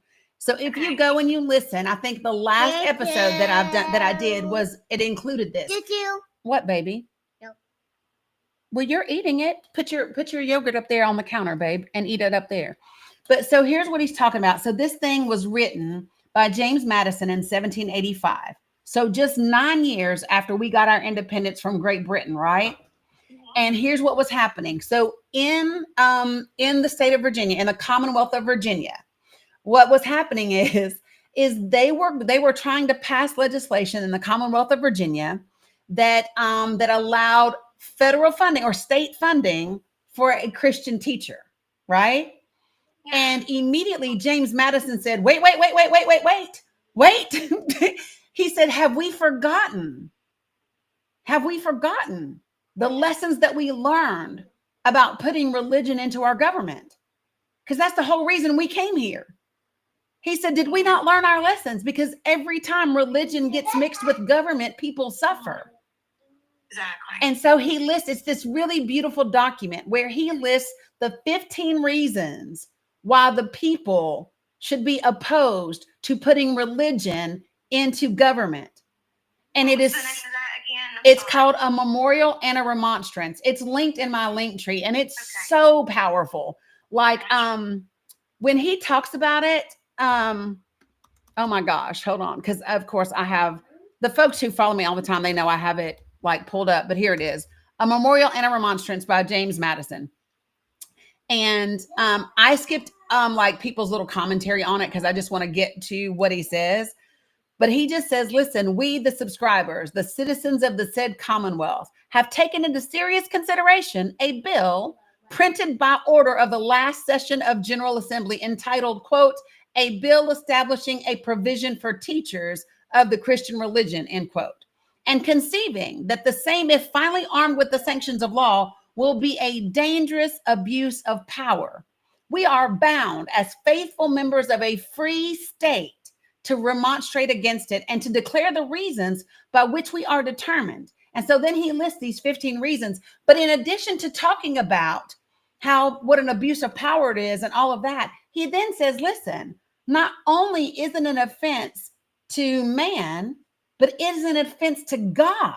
He said, because listen, the idea that you think you have to force Christianity into law is offensive to God. Because by Christianity, by the foundation of Christianity, the idea is that people have to come to God on their own. People have to work it out within their own conscience. Yeah, and he says, what the church preaches. And he said, so you cannot. Yeah, it's called A Memorial and a Remonstrance. It's by James Madison. And it's fantastic. It is so, my link tree is full of a ton of things and a lot of information. And this is one of them. And like I said, I just did a podcast where I was talking about this exact thing. It's not about whether you are a Christian or not. It's about understanding that no one should put their religion into our government. No one should. And every time we've done it in history, I don't care on where you're looking, every time we have put Christianity into government, it has resulted in people suffering, people being driven out, people being persecuted, people being annihilated, all the things. And it's not that Christianity is bad. It's that when you put Christianity in government and people, men who are corrupted by power, can use it, it's a bad thing because human beings, right? Right. And so we taint the very thing which we say we want to have faith in. And so my biggest thing, and I appreciate you like taking the time and listening, because in my heart of hearts, and the people who follow me will know this, people will come to me and they'll say, did you see what Trump was doing? And did you see it? And my thing is, no, I'm not. The things that I'm concerned about are what are we doing and how it's going to affect people. Because at the end of the day, no matter what they do for the next 4 years, Elon Musk is going to be just fine. Yes, exactly. So is Mark Zuckerberg. Yes. So is Donald Trump. Yeah. Right? All of those folks worth 200, 300, 400 billion dollars. All of those people, they're going to be fine. It is the rest of us. And so what I'm interested in, I don't care what side of the aisle you're on. I don't care what political party you claim to belong to. What I'm interested in is what are the policies that you represent? How are you voting for those policies? And what impact are those policies going to have on real people that are trying to live every day? Because that's what matters. Right. You know what you know what, I came here to cook and you took all my ingredients away, repossessed the damn stove. Yeah, thanks. You're welcome. You have given me a lot to think about, and I do appreciate your patience. But wow, it's been awesome. Yeah, you're more than welcome. Like I said, this is what I love about the space, and I tell people when they first come in all the time. If you are used to going in spaces where you want to argue and have gotcha moments and all that, I'm not the person for you, right? I never am. I am the person. I want to have conversations like this that are respectful, that are about. So I have this thing. So like I do some trainings to help people have conversations, right? And so this is what I honestly believe. I believe that there are 4 things that we have to bring to every conversation. And they are, watch the people who follow me because they know. Look, Carol already put it, carve. What are the 4 things, guys? What's the C? What's the C? What do we have to bring that is the C? I'm sorry, my dog, I wasn't listening. There it is, compassion. That's okay. See how they put this? I didn't hear the question. Okay, so there are 4 things that I believe we have to bring to every conversation, right? And so it's an acronym that I have called CARVE. And this is what I say: if you bring these 4 things to the conversation, you can carve out a good exchange, right? And so the C is compassion, which you see them typing. The A is authenticity. What's the R, guys? Respect. What's the respect? And the V is vulnerability. Okay. If you bring those 4 things to every conversation, we will gain understanding, even if we don't gain agreement. Like the goal shouldn't be, if I'm having a conversation, the goal shouldn't be, can I convince you to agree with me? That's not the goal. That's right. The goal should be for us to have, the goal should be, it's an acronym. I don't have to spell the whole word out, y'all. There's no E, because you don't necessarily need empathy. Empathy means if I have compassion, empathy is already there, right? But so follow me. The goal should be to create understanding, and then let that person go back and marinate on those conversations. Go back and think about all of the things, and then let them find their own way. Because what I believe with all my heart is 2 things. 1, people do not care how much you know until they know how much you care, right? And number 2, when you say it, people don't believe it, but when they say it, when they discover it for themselves, they believe it.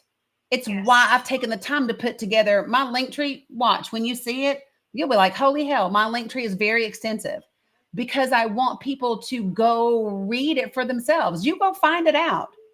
Go look for yourselves.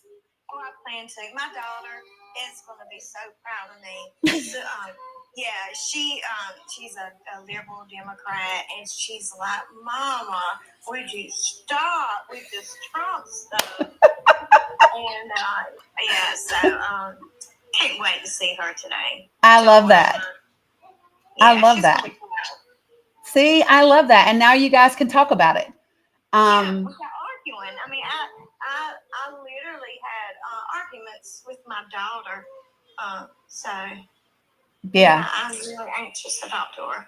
See, and this is what I love, because here's what I really believe. I believe that when we do this type of work that you and I just did, it can be rough in the beginning. It can. But if you stick with it and you're open, if you are really open, right, to just considering something new, then maybe we'll find something out. And now we can say, okay, so now let's look. If you and I can now look and say, okay, well, these are the things that are important to me. Now you get to go home and you get to say, all right, so what are the people that represent me? How are they voting? And what's actually happening in my school systems, and all of those different things. And so for the person who says it works both ways, it does work both ways. It does work both ways, folks. Here's the thing, right? what I have found a lot of times when I'm having conversations right now in this, in the, especially in the last 4 years or so, what I have found is the beginning of the conversation is I'm fighting a lot of misinformation and disinformation. Matter of fact, somebody tell me what's the HBO special, you guys? The one about oh my gosh, what's the HBO special about disinformation? So there's an HBO special I watched several years ago, and they are literally interviewing. Oh my gosh, it's this lobbyist guy from the Republican side, right? He's a GOP, and they're asking him about the lies that they are telling. After Truth. Thank you, Veronica. That's the name of it. It's called After Truth. And you know what he says? Because they were asking him, don't you feel bad about telling people misinformation? He said, well, if we don't do it first, somebody else will do it. And we'd rather be the ones to do it first. And my thing is, the danger in that is that you get to this place where nobody trusts anybody or anything. And then something horrible can happen. And so I just try to go, no. Let's just go straight to facts and the things that just like make sense. So, but thank you. I appreciate you. In the theatrics of Trump, you know how he's blunt and funny and he says things without thinking that I may be taking away something that I need. Yeah. Like I had a traumatic brain injury. Oh no. You know, I'm 51 and I had an amazing job and made great money. And now, you know, I'm just now being able to put words, you know, form sentences well again. Gotcha. And so I'm on disability. Yeah. And, you know, my daughter kept saying what's going to happen when that gets cut. And that is a possibility. Here's my hope, right? And I've talked to people a lot about this. People who follow me for a long time, they know that I say a couple things. I try not to speak what we don't want to happen. So when people are like, we're going to go into WW3 or we're going to go, this is going to be cut and whatever, right? I'll say to everybody, don't say that. Don't say that we're going to get there, because I show them my age. I'll say, listen, I'm not Miss Cleo. I don't know what the future is going to hold, but what I'm not going to do is speak something into existence that I don't want to happen. I'm only going to speak the things that I do want to happen. That would be number one. Number two, right? Number two is what I'm hopeful of. And this is why this time makes it so concerning, is the whole reason we have these three branches of government. And why those three should be separate is for the checks and balances that they are supposed to give us. They are supposed to ensure that that none of them become so powerful that they just run all over everybody. So my hope is that our judicial system can hold some of these things from happening, right? While we have more of these conversations, and then we get people that we can trust to run for office. And when I say trust, I don't mean like believe everything they say. What I mean is I should be able to, if nothing else, I should be able to know that your goal is not to harm people just so you can be rich. Yes. Right? That should be the goal. And so that's what I mean. And I think that, so I'll tell you this, I don't know if you remember this or not, but one of the things that I would love to see happen is for Citizens United to be reversed. Citizens United is the court case that happened with the Supreme Court that determined that corporations have the same right to free speech as people do, and that their campaign contributions can be considered speech. Ever since that happened in 2013, we've had a ton of dirty money in politics that is so bad all the way around. We need the corporate dirty money out of politics. We just do. Somebody asked me, how do we see through the lies? So this is where I start for this, okay? A couple of things. So the first thing I ask myself is, how crazy does something sound? Like, that's literally like one of the first things I do. Mila, not so loud, baby. I'll be like, does this sound really, really crazy? And then I want to go looking for the actual facts and information. So there are going to be a couple of like reliable places. Typically, if I go to Jen, in just a second, if I go to a site that is a .edu, I'm typically going to be able to find a little bit more factual information. Then there are certain research centers that I know of, like the Pew Research. They tend to be really, really great for factual information. I love reports. If you could see, I'm redoing my desk and my stuff right now. I have stacks of papers that I printed out around me where I actually read them. People will think I'm nuts, but we literally have sat on this live and we have read transcripts from investigations and all of those different types of things so that we can know. I like to read BBC. If I'm gonna, like do NPR, PBS is great. PBS, NPR, BBC, Politico, those tend to be like sites that you can quote unquote trust. But I always want to go back and look for the facts. And that's the best that you can do. And then learn how to trust your discernment.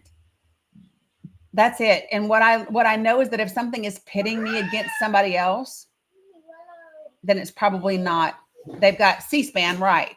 But but literally speaking, if it's pitting me against someone else, automatically I'm going to be suspect. Automatically. Before I go, I just want to say something. Sure. And God, I hope I don't offend anyone. I really hope not. I told someone that I would never, ever, ever, and I mean ever, ask someone what their pronouns were. And I didn't want them to ask me that question. So as you started talking and teaching, I started to get it, and I started to really appreciate you for asking me. First, I followed you. And then I'm like, oh my God, I got to show her some respect, and I wanted to say yes, ma'am, no, ma'am, when I was afraid. So I may not tell my daughter that I asked you what your pronoun is, because she may faint. I swear to God. Well, what's funny is people will come in here. I can't believe how much that's changed. I love that. But so that's what happens, right? That's why I said the R is respect, because when we have respect for each other, we'll be considerate. I am less likely to hurt you if I respect you. Exactly. And so that's why I say we should bring that to every conversation, because that's what it helps us do. And it's funny because, so I've already told you I'm military. And so this morning I did my hair and I colored my hair, and my hair is thick, so I didn't have time to dry it. And so when I don't have time to fix my hair because I work and then I have my grandbabies, I just slap a ball cap on. Well, if you don't know me, you might be like, well, is she or is she not? Because I do have my fair share of masculine energy, So like, I saw the hat. Yeah. and so, yep. And that's okay. And so I appreciate you asking. So, what's funny is though, again, the same organization that I was talking about that had the person doing ASL.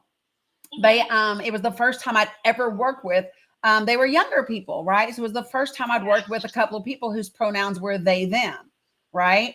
And so I was trying to be really mindful, but just out of habit, I would look at Blake and say he, and then one day I said, oh my God, Blake, I am so sorry. I know that your pronouns are they, them. And he said, listen, because I said he at the time, right? And so what Blake said was like, listen, I know that you are being mindful, and it's a change for you and for your generation. So I'm not ever offended, because I know it's not intentional and you're trying. And so like that's the part that matters. I'll give you another example. One of my friends, one of my gay friends, and this is years ago, but I was talking on a live and I said something about gay people's lifestyle, thinking I was speaking in the way that I was supposed to. And she hit me up afterwards and she said, I got to say this to you. And she said, listen, it's not a lifestyle. If you're a gym fanatic, that's a lifestyle. If you go hiking, that's a lifestyle. Who I love is just my life. I don't get to choose it. Who I'm attracted to, it's not a lifestyle. Lifestyles you choose. And she only had to say that to me one time. I have never said lifestyle again Okay. because I respect her and I don't want to offend her. And I was like, well, damn, that is right, right. And that was the thing. She was like, you don't choose that. And I was like, no. And I was like, it's funny because when people were like, God, are you sure you're not buying? I've thought about it. And I said, well, let me just see. Nope. I can look at a woman and go, oh, she's really pretty. And I can even look at a woman and say, man, if I was a dude, like she'd be cute, right? But I have never looked at a woman and been like, she could get it, right? That only happens for me when I look at men.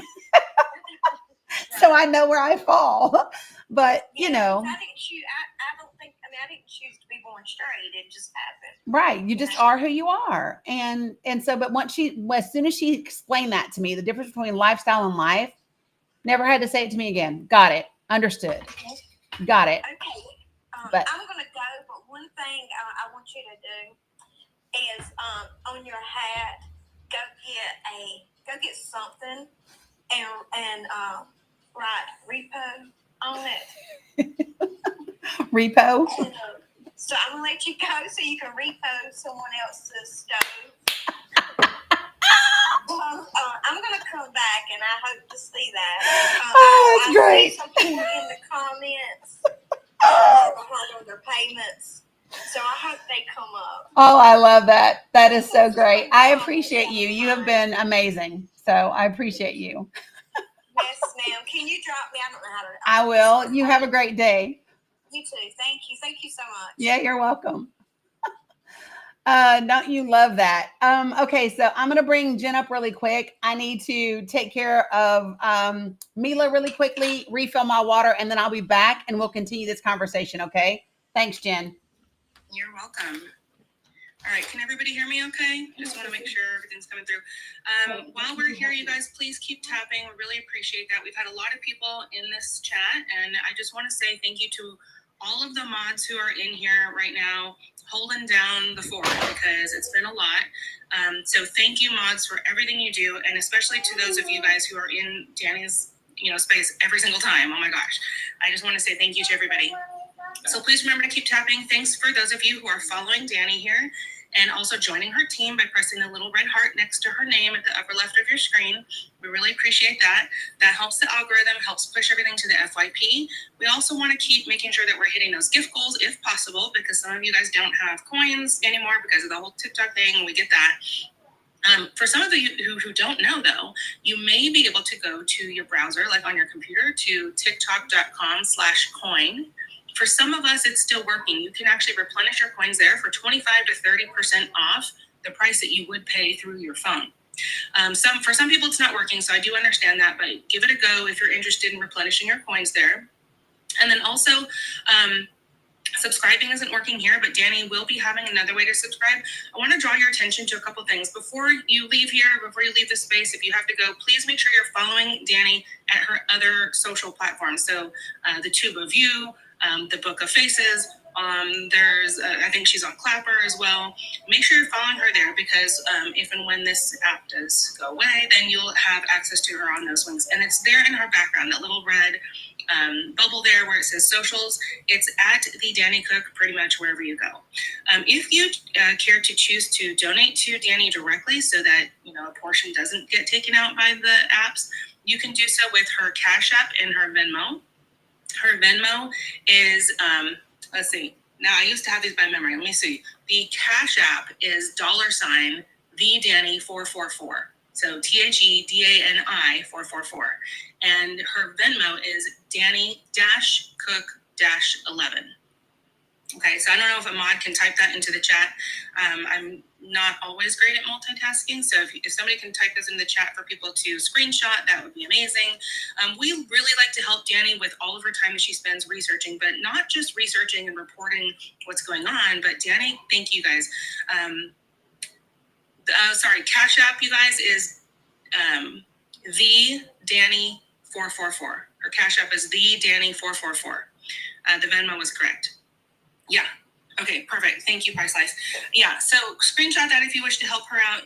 Danny doesn't just provide us facts, you guys, and report about like what's happening today, and there are great websites for that, but she gives us insight based on her experience that we really don't get everywhere else. And we just witnessed that through this conversation that she just had. So the insight is really, really valuable, but in order to get this insight and to connect all these dots for us, she prints a lot of freaking paper. She uses a lot of ink, and she probably goes through highlighters like crazy. So please help her out with either the gifts or the donations straight to her to help her with those things that she can connect those dots for us and give us the insight that we really, really value. Plus, she holds us down with, like the, action items that we need to do, right? So she helps direct us because she knows all the places to do those things. So as we're doing this movement, we are trying to bring more people into the fold. So thank you, everybody, for following the rules of our chat. So again, the chat is no all caps, and there are a select couple of people that are allowed to use all caps for eyesight reasons, and we know those people. But thank you guys for refraining from the all caps. Thank you for refraining from the insults or slurs, because we do not tolerate those at all. It doesn't matter what side you're on. We appreciate you. So everybody, thank you for holding that down and for all the follows. And again, just as a reminder, make sure you're following Danny on all the other social apps. Screenshot this and also follow her podcast. She mentioned it before, but I'm going to mention it one more time. There have been a couple, Danny, that have moved me to tears. Mm-hmm. And if you choose to clip any of the ones from today, I sent you a message on Discord, but I would love to help you edit that so you can use it if you'd like to trim it down. Yes. That also makes me mention Danny's link tree. If you guys go to her account up in the upper left, you tap on her face, and then when the little window comes up, tap on her face again. She has a link tree that is free for everybody. She has a plethora, that means a ton of, a list of things like resources, action items to do, where you can find scripts and all the things. Like, there's so many things that you can get there for free. She also has a free Discord that you can join. If you click on the Discord link and for some reason it doesn't automatically connect to you, just either right click or hold down that link and you copy the link and paste it into a browser. That will work for you as well. And then she is working on getting a subscription level services, and Danny is really good about providing exclusive content for subscribers. She goes way above and beyond, so it's not just the average thing that you get for the free. You actually do get more services and more content for that. So please remember to visit the link tree, visit her Discord, and follow her everywhere so that we can stay connected as we all venture down this mucky brick road. Yep, that it is. That we're on right now. And remember, you guys, I just want to add to the goal is to keep us divided. It reminded me of this first term that we had, and I kept telling my family, I was like, man, it just feels like the top down is driving this wedge further and further every day. And it just feels like the wedge is being hit harder and harder between the parties. And I was like, why would any leader of our entire nation do that? It just feels like it would weaken us, right? And again, Danny loves the Avengers, so I'm going to bring this up. If you guys watch the Avengers Civil War, right? Sorry, I probably shouldn't have said WAR, but if you watch that movie, I'm referencing a movie here, TikTok, that's all. Yes. The Nemesis says, I knew that I couldn't bring them down if they were divided, if they were unified, together. Yep. If they're united. Could not bring them down. But I knew that if I could tear them apart from the inside and they would beat each other, he wouldn't even have to lift a single WEAPON. Okay? Yep. So he wouldn't have to even do those things if he could divide them and they would beat each other. Yep. So look, we get a lot of these little moral lessons, but it is literally from the playbook of history. Let's remember that. So we do need to at least try to have these conversations, and let's get our inspiration from Danny. Thank you, everybody, for listening and tapping and staying with us here. Danny, I know you got a lot more people in the queue, so. I do. I'm going to take it thank you, Jen. I appreciate you so much. Jen is so great at the commercial breaks, and it always is timely because Mila needed some assistance. So I appreciate you very, very, very much. There are still a lot of people in the queue. Here's what I'm going to tell you is that if I don't get to all of them today, when I talk about the USAID from an AG perspective, from an agricultural perspective, I will have them all uploaded, and I will put the link in the link tree. So the same way you heard me talk about North Carolina, I'll be doing that, and I'll have them all uploaded for you guys later today. Okay, so let me go ahead and take a look at what's in the queue. I'm going to try to do them not quite as lengthy as we just did. But here's the thing. Let me just say this too. While I'm bringing people up, do me a favor and put yourself on mute until I can get to you. So give me 1 second. Mods, I appreciate you greatly. Y'all are holding me down today, and it is very much appreciated. Very, very, very much. And I'm just kind of, I have no idea what order everybody came in. So I'm just doing a couple of folks that, and then we'll go from there. So not yet a curious mind, but I mentioned the special elections in Florida on every live that I do. So yeah. So what was I going to say before this? Holy geez, my brain just went. Yeah, but so Helena, what's going to happen is in my link tree there is a Google. There's a Google form. It says Danny Cooks folks. When you click that and put your information in and give me your email address, then I will be sending you a direct link with subscription information, because I do not know what is going to happen with TikTok. Things are very kind of whatever up in the air. And so that is, that's what I'm going to do. So, all right. So let me do, let me do, oh, look, some people, they're not connecting, which is okay. That's fine. All right. So Michael DeBose, you are up. Morning. Morning. It's afternoon for me. It's morning for you. Yeah, it's afternoon. It's afternoon for you. I was just waiting to see if anyone else was coming up. I was going to let them speak first. But since their boy was up, man, listen, I know the Super Bowl's on Sunday. But damn it, they're not going to do no more blocking than the Miles are doing this morning. Good Lord. Yeah, That was pretty, that was pretty crazy. Like, but again, that's the artistry of you working through the facts. That was pretty good. It was awesome. I liked her analogy too. That was pretty dope. Yeah, when she was like, I came to cook, I didn't follow it first, and then she was like, you took all my ingredients, you repoed my stove, it was good. Repo everything. Hey, Pie Slice. It was good. Yeah, I just, what I would like to say, and just, and I'm gonna mute up, but I'm gonna stay up and let other people talk. As people are, I want people to understand how much people are grasping to be right based on information out there, and that this is part of the plan, and that if people still haven't really thought about what we've been talking about, Project 2025 for months now, it's literally all in there, you guys. It's literally all in the document. Yeah. It's literally all in the document. So if you think that, and again, this isn't about Democrat or Republican. It's not about, it is about conservatism, but it's not about Democrats or Republicans. So I'm really happy that you kept pushing back on her saying, what do you mean you guys? What do you mean?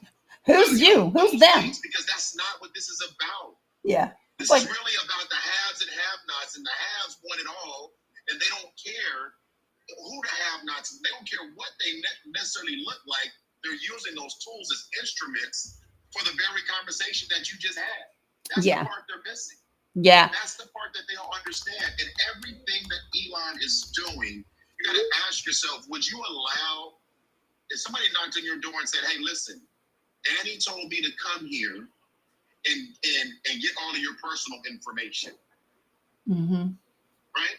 Yeah. Elon is being allowed in access, and I was in IT for 27 years. Trust me when I tell you, I don't even give a damn if it was read-only access. The value of the information is priceless, you guys. It's a very, very real thing that for somebody to have access to the Treasury information and not think, and they're not doing it legally, to not think that should give you pause for concern. Right. And you're worried about a comic book? I mean, we have to get focused on what's happening. And if you don't have to believe anybody, just go read, find credible sources and just read. And that's it. Just read. Because the rest of this is a distraction. We've been talking about distractions for over a year, right? Mm-hmm. Yeah. I haven't been on your lives, but for well over a year, distractions, we just have to just take a step back and understand. Mm-hmm. I told this lady the other night, she has a biracial autistic child. And she wants to debate she's a Trump supporter, and I direct message her. I won't say her name. I direct message her and said, I implore you to read. Yeah. You have a non-verbal autistic biracial son. It's a beautiful young man, and I'm like, little boy, and I'm like, you might want to do some reading. I mean, you just might. No, they're going to return. I just beg of you just to do some more research. Yeah. Right? Because this is not the time to find out you're wrong later. Matter of fact, she's on my bed. Did anybody see the Arab Americans for Trump just renamed their organization? Did you see that? Yeah, I did. Arab Americans for Peace now. Mm-hmm. I did see that. Well, because I think that what's happening is hey Zoe, a lot of individuals who because the Muslim turnout was a significant thing in sorry, I was reading a note from my mom, but a lot of Muslims turned out, especially in our swing states, Michigan and other places, because Trump catered to them. And they did it thinking that he was the best option for Palestine and Gaza, which people should have known better. And so now people are like, oh my God, they are now getting it, that he would love to see a cleansing take place and to have that property owned for other people. So I think, it's really important. And so let me just say this. You are able to see what government agencies spend and where the money is being spent. They are audited. Those audits are available. There's all types of information that is available to people if you want to get it. What I recommend is don't get your information from crazy ass websites that have no validity or legitimacy, right? Mike Terror, that's not accurate. And if you're going to try to quote something, at least quote the right number, because it was reported that it was 8 million, but that's not accurate. So what it is there's a service called Politico Pro. Politico Pro offers data and analysis and legislative analysis and all that. It's a very pricey subscription. It's a capitalist it's a service, right? It's not Politico, they are journalism. It's Politico Pro, which is a service that governments, offices all across the United States government have that subscription, including Lauren Boebert, right? She did over $7,000 in her subscription that started last January. And so that's where that money comes from. Politico Pro, that's what it's called. Feel free to look it up. Facts can be your friend if you want it to be. And if you're not going to talk about facts, then at least get your misinformation accurate. Shit. At least do that. You don't know if it's a waste of money because you don't know what they got, right? You don't know what the service is. You don't know how they used it. You don't know what they did with it, right? So the fact that you think it's a waste of money, you have no idea because you don't know, right? So yeah, that's just something that, you might want to know. The other thing that you might want to understand is when you talk about paying for other people's food, you all might want to understand that they are actually paying farmers in America for that food. And then that food is being sent to those other countries. So it actually benefits American farmers. Yeah. Again, facts and information is your friend. So if you want it to be, if not, stay ignorant. It's LIAR, Mike. When you try to say liar, it's LIAR, not ER. I try to be helpful in any way I can. So if you're going to call me a liar, at least, try to spell it right. LIAR.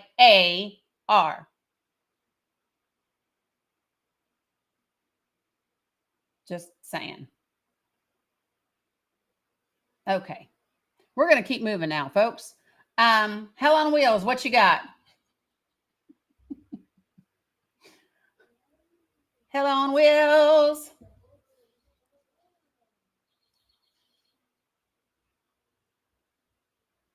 I'm just saying. It tickles me when they do that. Listen, I will always help with punctuation, spelling, I just will. Good afternoon, Marcia. How are you?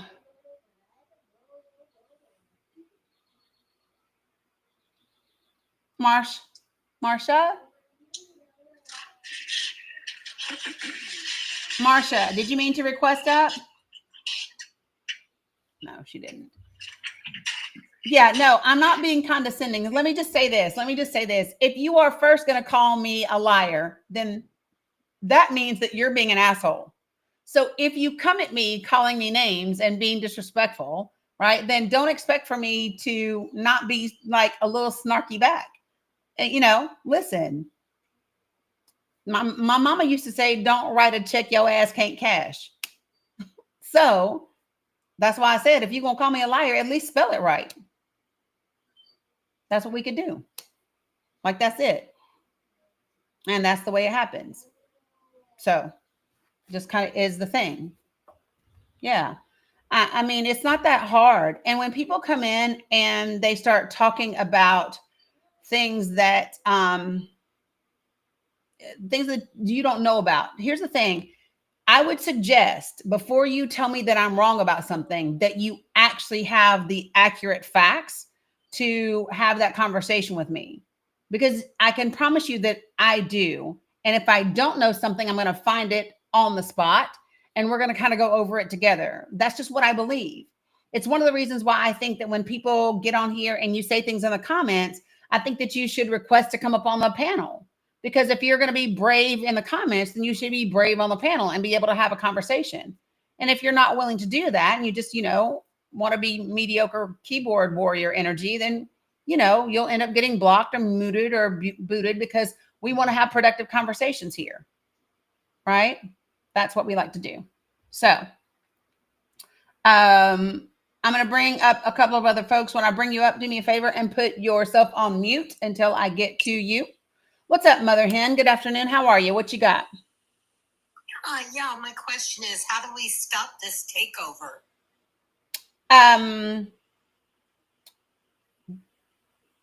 What do you mean? But can you be more specific? Do you mean about what's happening right now in DC? Yes, ma'am. Okay, so I don't think that, so the way that I look at it is, I know for sure that what's happening in DC is outside of my control, and it's also outside my area of influence, right? So I don't have a direct connection to people that could stop that, other than to call, write, and talk to my representatives, right? Letters to the editor, things like that. I think the thing that is most important that we might want to be asking ourselves, right, is what do we do to regain what we have? And so part of that is going to be having really good conversations, focusing on special elections. The margin that exists right now, especially in the House, is very slim. Very slim. So right now, April 1st, you have the special election in Districts 1 and District 6 in Florida, right? Both of those are typically Republican areas, right? But this is why people should be working in those areas. If you are not in Florida, you can still help. All you got to do is go to like mobilize.us and you can phone bank for Florida. You can do postcards for Florida. You can text bank for Florida. All of those things are things that you can do. So looking at the areas where we have special elections is going to be ridiculously important for us if we want to kind of do something about the margins that we have in the House and in the Senate. The second part of that is going to definitely be, appreciate that, Kat, is going to be preparing us for what our primaries look like, preparing ourselves for what midterms look like, and all of those types of things. And again, making the most of what you do have. So I tell people that when you want to talk about your representatives and how you contact them, there's a bunch of different ways to do that. Okay. So I recommend taking things a step further than just calling them or just sending an email. I recommend taking that email and putting it on social media. I recommend tagging your representatives in those emails on social media. I recommend looking at how your legislators are voting and then looking up their campaign contributions to see where they have conflicts of interest. And then also publishing those on social media and tagging them and news outlets in those posts. Those are all things that we can do. to be a little bit more impactful, right? The name of the book that I read, don't buy it. Don't buy the book. The book is on Ocean PDF. And so it's in my link tree, right? Right, Pamela. So all of those. And so one of the things that I do is I tell them to, yeah, but he'll get paid on Spotify, Lauren. But you know, one of the things I tell people to do is letters to the editor are incredibly impactful, folks. And it's very impactful when you have some meat behind it. So let's say, for example, I do a petition around education. So for example, that article that I was telling everybody about, I think Tennessee, 19.1% of Tennessee's education budget comes from federal funding, right? So if I were to contact my school district, right? And I ask them what the annual budget is, and then I multiply that by 19.1%, I know approximately how much federal funding we are at risk of losing in that district. And then let's just say I do a petition for the people that are in my inner circle and the people that are, you know, that I'm connected to on social media. And now all of a sudden I have 100 or 200 people that sign this petition that say they don't want to lose this federal funding and they want to keep the federal Department of Education. So now when I write a letter to the editor, or when I write my congressman, or when I write my state legislature, and then I reference this petition that I have and the 100, 200, 300 people that have also signed it, then it makes it a more powerful argument. When I do that and I send it in, now all of a sudden, the person that's my representative understands that there are voters that absolutely want to do this, right? Yeah, Benna, I don't know how you missed what I said. I literally just said, go ahead. I live in Missouri, unfortunately, and it's the rural areas that rule the state, because the two big cities, Kansas City and St. Louis, usually go blue, and they're more interested in moving our country forward. Yeah. But the rural areas, that's what rules our government. Mm-hmm. And that's where the difficulty is. But so that's why you have to have conversations from a perspective of not from a Democratic versus Republican, right? But literally about healthcare. So here's what I know about rural communities. Rural communities only get about 16% of their state's budget for their school systems. They are one of the most underfunded portions of school districts in states, right? So those areas are going to be greatly impacted. The other thing, when people say, oh, well, they're going to give those federal dollars back to the state. Let me tell you something. It is your state already that is not properly funding the districts that you currently have. And then when those states take that federal funding and then they use it for vouchers where rich kids are already can afford to pay for school, and now those kids are getting the discount on the school that their parents already pay for, then you're just out of that federal funding that is not getting there, right? And so these are the types of conversations that we have to start having, not about Musk, not about Trump, not about Democrat, not about Republican, but literally about how are these things impacting the lives of people. Kissing corpses. If you believe what I'm saying isn't true, bring yourself right on up to the panel. That's what I would say to you. Feel free to do that. So if you look at Missouri, so USAID, right? USAID in Missouri, there are 12 large-scale Missouri farmers that fulfill direct orders for humanitarian food assistance through USAID. So that's 12 large-scale farmers that are going to be impacted by the cuts for USAID. Romer Labs works with USAID to distribute mycotoxin testing supplies, reduce post-harvest loss for farmers around the world. So that would be impacted, right? Meds and Foods for Kids, which is MFK, produces fortified peanut-based products, which USAID purchases from that company for distribution in Haiti. So that is a United States company, Meds and Foods for Kids, that will not be getting that revenue for a product they have already made that's being sent somewhere else. So why the actual product, the food might be going to Haiti, the money for the creation of that food is going to a U.S. business, right?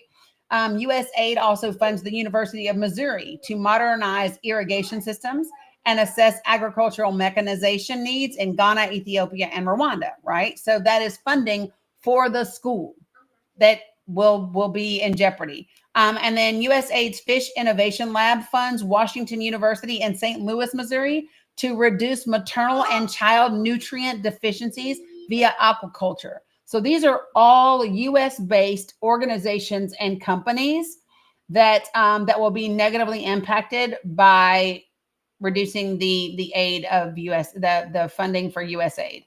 And these are things that people don't know because they just think it's about supporting everyone else. And what people also don't realize is and it's kind of like the person that I just talked to, when we start to talk about push-pull factors, right? All of those things are important. If people don't want immigration, then guess what? What you absolutely want to do is help those other countries become stable. You want to have those countries be able to be self-reliant, to have healthy agriculture, to have all of those different things, right? So that's what you want to happen, because when those countries are not stabilized, when their governments do fail, when they don't have food, when they have persecution, all of that stuff is what makes immigrants want to leave home. And that's what people just don't quite understand about kind of the way that the world works, right? You cannot look inside a singular lens and understand the complexities of the world and our relations. So, Thank yeah. you so much. Yeah, you're welcome. I'll tell you this, Mother Hen, a great organization. If you go to ruralorganizing.org, they have a lot of really great resources from a rural perspective to help have conversations in rural communities. Thank you. Yeah, you're really welcome. No problem. What's up, Gina MJ? What you got for me? I am fantastic. Living the dream. So the state of Arkansas has had 6 bills put up today, essentially trying to dismantle our ability to put things on our ticket by using petitions. Yeah. Not surprising. There are 24 states in the country that do not have a mechanism for citizens to put things on the ballot. But they've put forth 6 bills as of this morning. Doesn't surprise me at all. Me either. Yeah. Me either. Yeah. And to those who are also in the chat who think that the Department of Education needs to go someplace. So Arkansas truly is. It's a school choice state. You can send your kid to any school and state that's public, as long as you can get them there and get them picked up, and that they have a spot for them. Here's the thing. Well, that's great if you've got to stay at home, or if you've got a village that's helping you with your children, you can get them there. Mhm. However, if you don't have that village, that poor family who's living in a not so great part of town, not able to take time off work to go get their kid, who may be absolutely fabulous, to a school that might help them achieve better. So Right. it still maintains the you're on the wrong side of town thing. Yeah. 100%. Yeah. 100%. Also, I want to throw out here for the state of Arkansas, for those people who don't know, Sarah Huckabee Sanders actually removed the child labor laws in the state of Arkansas. And Tyson Foods is being investigated for having children as young as 11 working in two of their production lines. Yeah. They don't want more kids because they don't want us to want them to be educated. They want workers. That's all they want. They want workers. Yeah. They don't want educated people who are able to do a more intelligent job. They want workers, folks. I don't, it's horrible and not surprising to me. Oh my gosh. Sorry, hold on. I'm trying to do something. So, hold on. I need Jen, I'm really not lying. If you'd like, I am more than happy to look that up. somebody calling you a liar. Yep.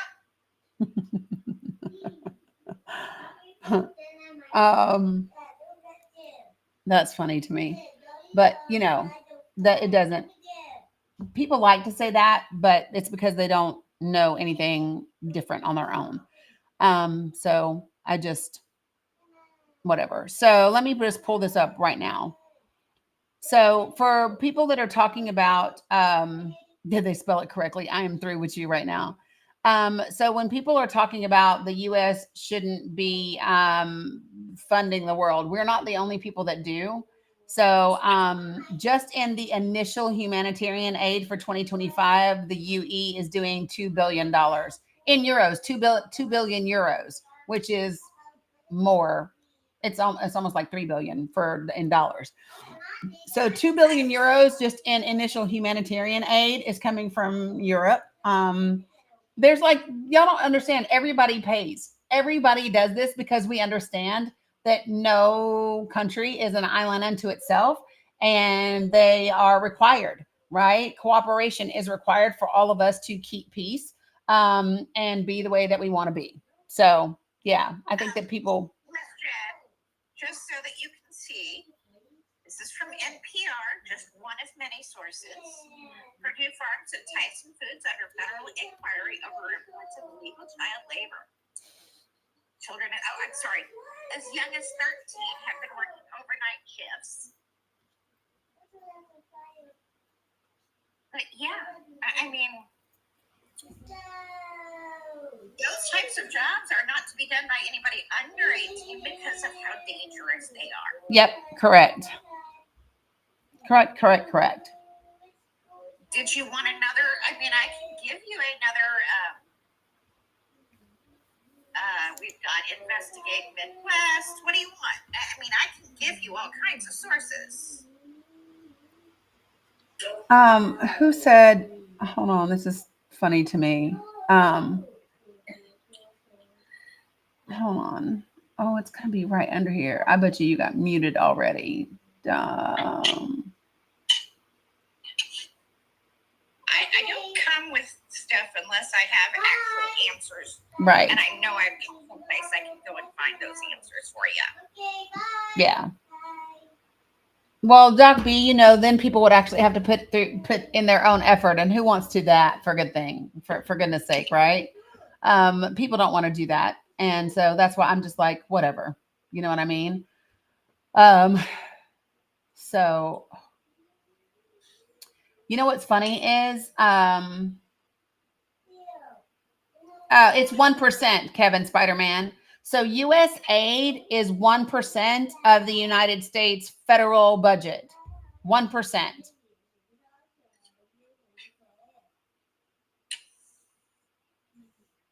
1%. That's what it is. Okay, if you want to get rid of the biggest budget line item, It's the Department of Defense Department of Defense. that has never passed a single audit. That has never passed a single audit. And that's just actual fact. Period. Yeah. So, and I took the day off. I'm nursing a kiddo who had wisdom teeth pulled today. yeah. Ugh. Well, Bella's been sick for a little bit. So, yeah. I think that people don't, it's funny to me when people say things without doing any critical thinking at all.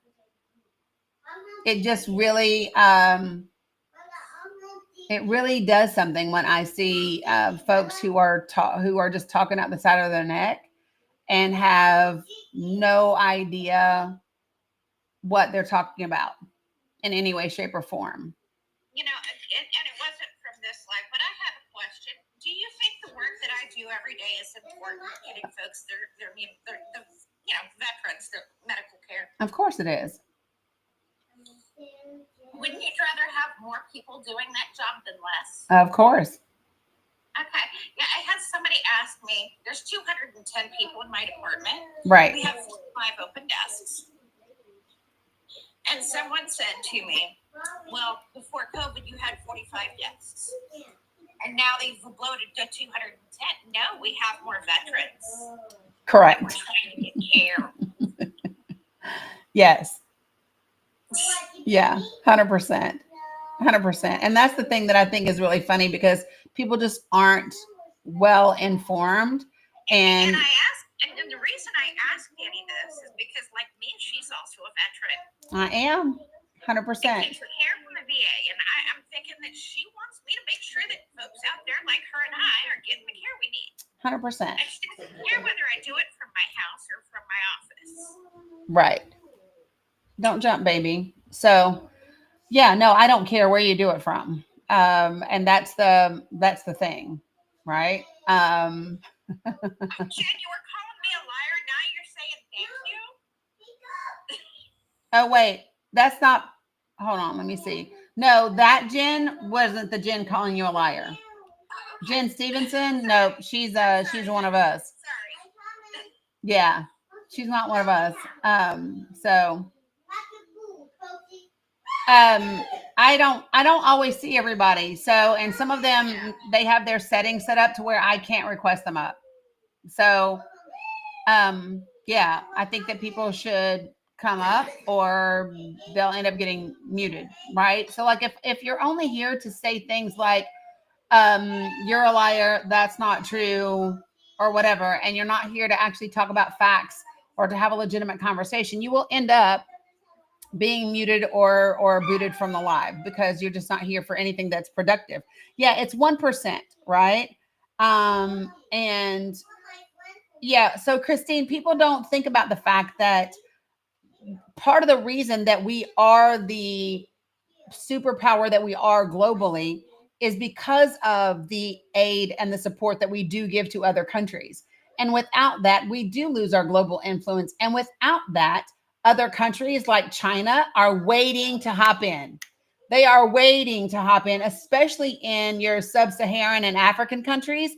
They want a foothold in some of those mineral-rich countries and continents where they can get the things that they want. So just to be clear, while you all are saying America first, you will make America last.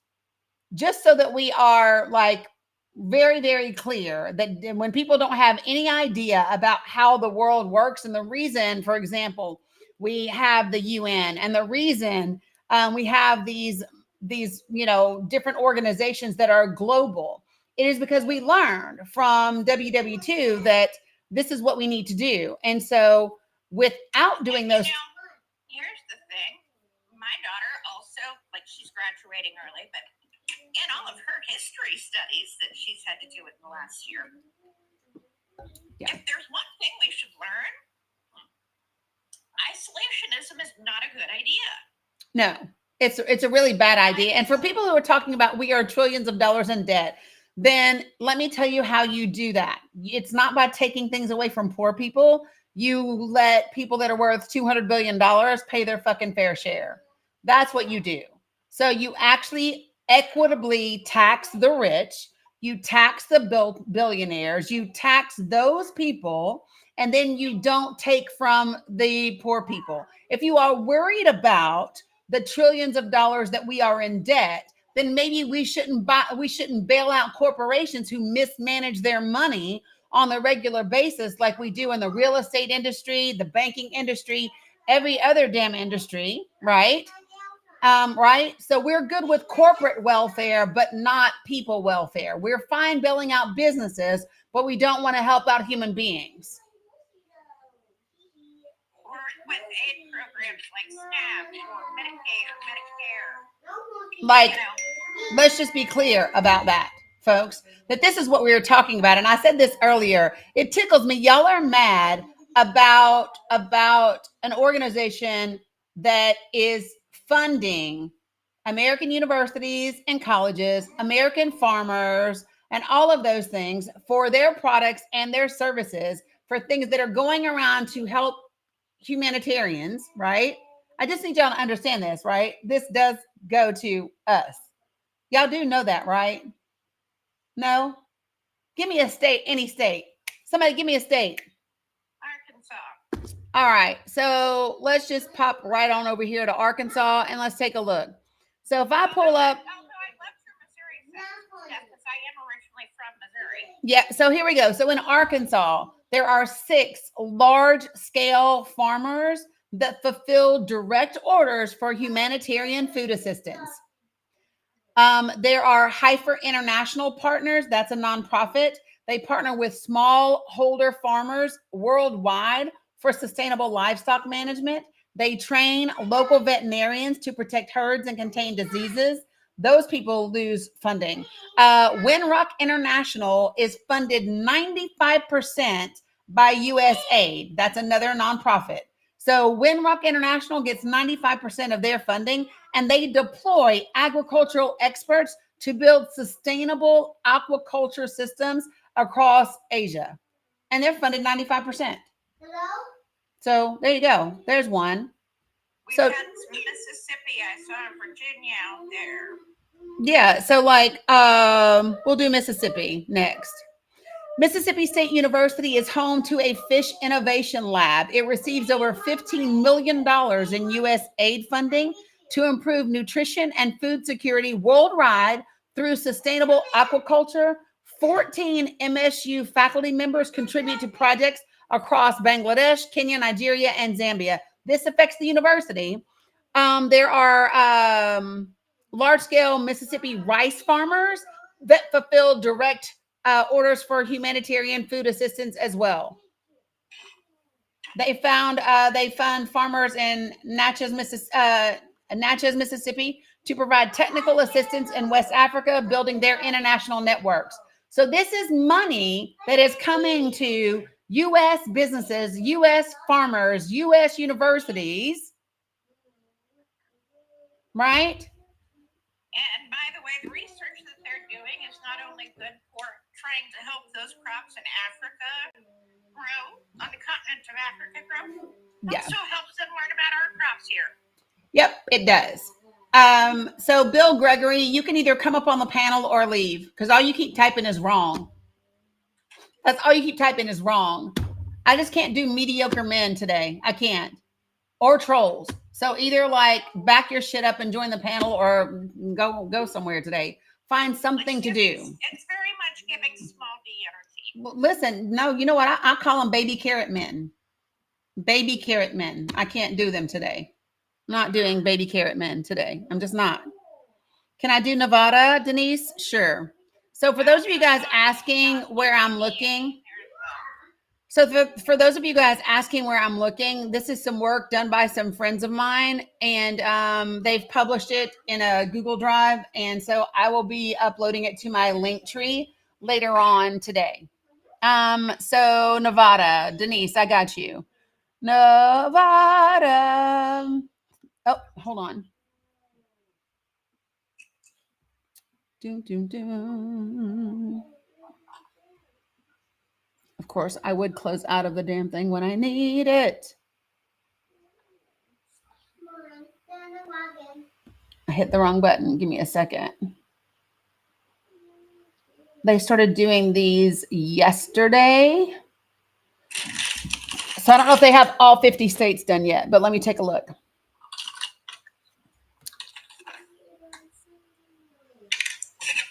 Nope, Nevada's not done yet. And these are specifically for a from an AG perspective, right? So let me see. Yeah, so Denise, I don't see Nevada yet because they said they're still doing them. Somebody said Indiana. Indiana, this is from an AG perspective. This is agricultural producers, right? So you've got JUA Technologies, JUA Technologies, and Purdue Improved Crop Storage provide modern solutions for long-term food storage. That also comes from funding from USAID. Purdue University also gets USAID funding for global food safety standards. across Kenya, Bangladesh, Cambodia, and Nepal. Their nonprofits are Church World Services. They work with USAID to provide food security and malnutrition assistance for people fleeing from conflict. And there are 26 large-scale Indiana farmers that fulfill direct orders for humanitarian food assistance. So, yeah, there you go. We've had Vermont, New Hampshire pop up, Virginia, Georgia. Wisconsin. Hold on, Pamela. Boom, boom, boom.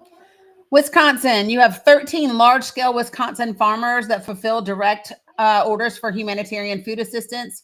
The University of Wisconsin in Madison receives USAID funding to train agricultural researchers around the world to sustainably address local challenges, helping others help themselves. And then the World Council of Credit Unions partners with USAID to provide sustainable agricultural financing from Peru all the way to Ukraine. So that's Wisconsin. Damn, and did I just close that out again? I clicked quickly on the wrong button, y'all. Don't judge me. So I want to throw out a real life situation. So 16, 17 years ago, I was working 3 jobs. None of them to offer me any insurance. I was 35 years old. I got pregnant unexpectedly. And because they want us to have these babies. Now, the 3 jobs that I had, none of them offered insurance, so I did have to go on Medicaid. And I ended up having to be put on bed rest. I did end up on SNAP for a while. Now, does anybody in the room have an issue with the fact that I've been paying taxes for 20 years of my life? I don't know. And that I used a little bit to help me while I was pregnant? Because I did have to go on Medicaid and I did have to go on SNAP because I got put on bed rest. Yeah, Why would anybody have an issue with it? I paid into it for 20 years. I used it for 9 months. Yeah, I mean, the thing, not so loud, guys. You're sitting right beside each other. It's just. And at the time, even though I was out of the military, I didn't know I qualified for VA care. Oh, because a lot of people don't know. Because they don't know. Because a lot of people don't know. That's for sure. That's accurate. So, the thing is simply this, right? I think that. Okay, Laura, hold on one second. I'll do Kentucky real quick. So. I also had a North Carolina in there. Yeah, I just did North Carolina, but hold on. Kentucky. So there are 5 large-scale Kentucky farmers that fulfill direct orders for humanitarian food assistance. So what does that mean? That means that there are 5 large-scale farmers who get money to fulfill direct orders for humanitarian food assistance. So those farmers are making money from USAID. The University of Kentucky partners with USAID to train agricultural researchers in Indonesia to sustainably address local challenges, reducing the need for future assistance. I also want to throw another thing out there to folks. So I was listening last night, and so good old Elon is doing these audits, and he is breaking the leases for many federal buildings. Guess what? Those leases are signed for 10 years, folks. And just like if you break the lease on your apartment or you break the lease on something, guess who? You still got to pay it. Yeah. This is my thing, right? I don't think that people have and this is what I think that they bank on. Let me just say this. I think that people bank on the fact that people do not know how these things work or how they're actually being done. And so they bank on them not knowing that information and only hearing that that's a good thing, right? And by the way, USAID was audited 3 months ago. You can find the audit online. Like literally, the department that hasn't passed an audit ever is the Department of Defense. Here's the thing.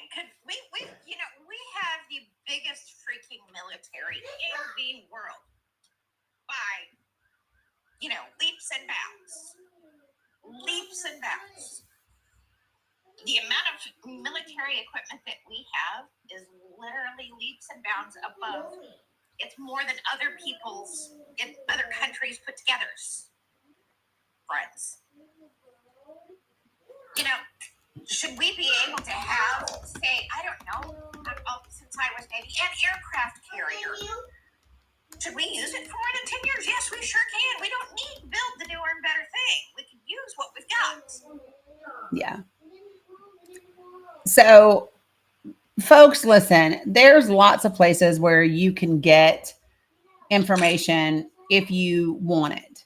And folks, in 9 months, you're not going to see prices go down.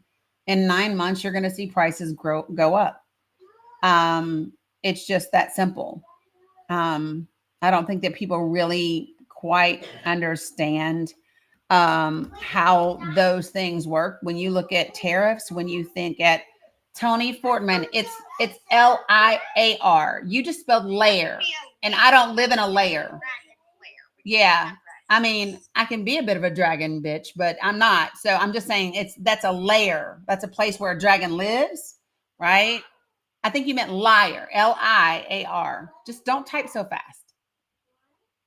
Don't type so fast. You'll get it right. I mean, I am a licensed teacher. I just choose not to teach anymore. I mean, if you need me to give a grammar lesson, I can.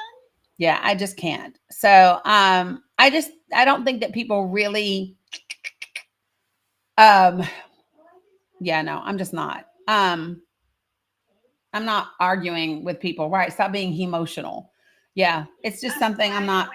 And that's what they do. MMAR, grammar AR. I don't know that typing fast is really the problem. So I was just trying to like give them the benefit of the doubt. You know what I mean? Folks, I'm going to bring a couple of folks on here. When I bring you up, please put yourself on mute until I get to you so we can round this up. I've got about another 15 minutes or so to be on here. I don't intend to run over, although sometimes that does happen. But let's go ahead and walk this out. You kind of go over. You always do. We'll see. Just depends. Atrocity. Good afternoon. How are you? Atrocity TT. You are teacupping. Atrocity. Going once. Going twice. All right. Jalen, good afternoon. How are you? What you got? Good. How are you? I'm fantastic. What you want to say? I was just listening, and like the things that need to be funded, they're still going to be funded. They're not cutting things that would hurt us. They're just all Elon and them are doing is reviewing like the data that hasn't been done and pointing out what could be cut, and then Trump's team approves it and it's cut. So you're going to tell that to the cotton farmer who's already lost the contract that they were going to have? Yeah, if the contracts didn't align with their policies, or if it's going to be replaced with something else. No, I mean, it wasn't going to be replaced. It's that the agreement that they had is gone because other countries see what's happening here and they no longer feel like it's going to work and to be beneficial. So I guess let me ask you this: where's your source, Jalen, for what's exactly been done? It's well reported on in like the White House releases. Well, no, but so your source is just the White House releases? And they have Elon's group is only 6 people, and they report to the. It's probably 5 today because the racist resigned, right? Yeah. It's all public information. And that's Right, but it's only 5 today because the racist guy resigned, right? I didn't hear about it, but I guess so. Yeah, he did. He had to resign after his racist social media posts were put out. But I'm asking you, like, where are the actual facts about what is or what isn't being done and what programs are and aren't being cut? They haven't released exactly what. Sandy, you're gifting the panel. I just want you to know. I don't think Sandy knows. Sandy, you're gifting Jalen. She might be realizing it. That's a curious question for you. Yeah. Danny and I are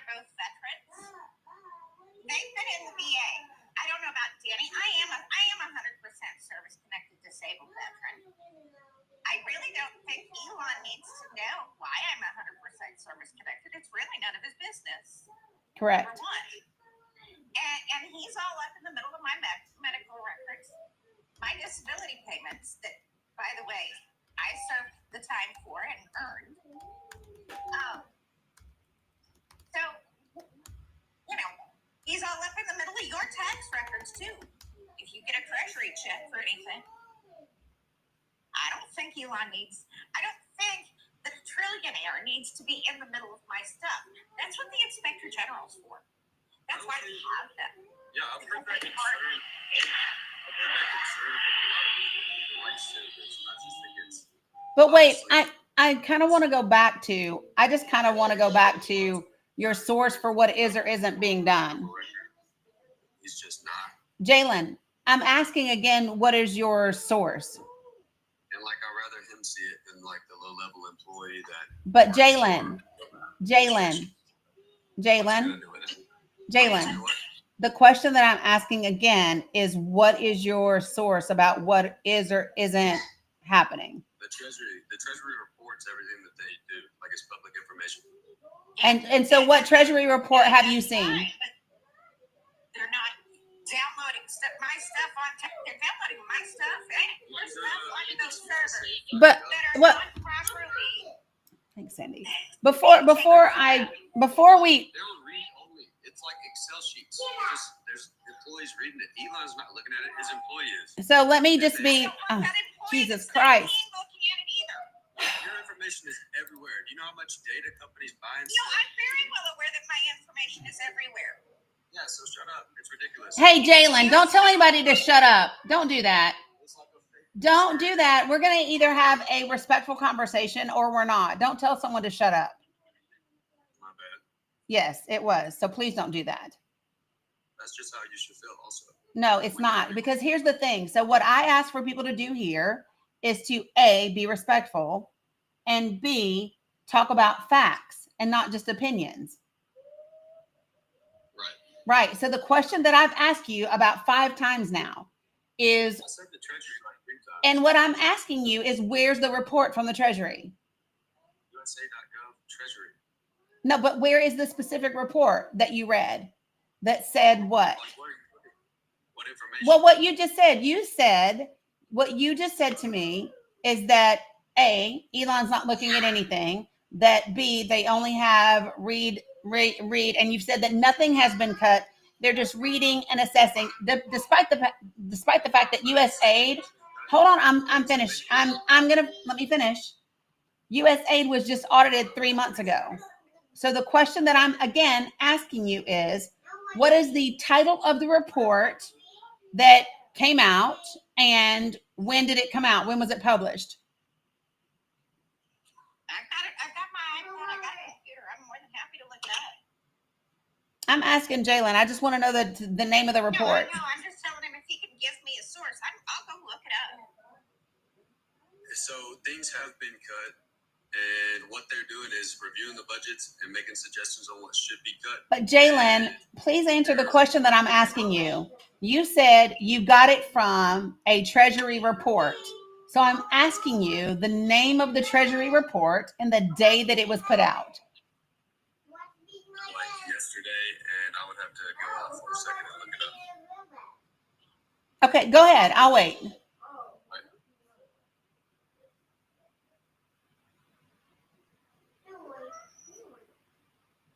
Thanks, so Sonia, appreciate that. And by the way, whoever was gifting me, thank you as well. And for those of you guys who are interested, Marco Ilez is the 25-year-old software engineer that was working inside the Treasury Department, who formerly worked at X and SpaceX. And he is the individual that resigned. He was granted access to the Treasury system that processes trillions of dollars in payments. Everybody knows that part, right? And whoops, there we go.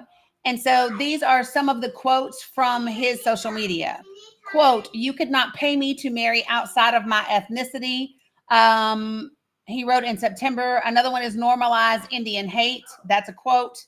Another one is in July of last year, quote, "For the record, I was racist before it was cool," end quote. In other posts from December, he said it was an account that pushed for repealing the Civil Rights Act.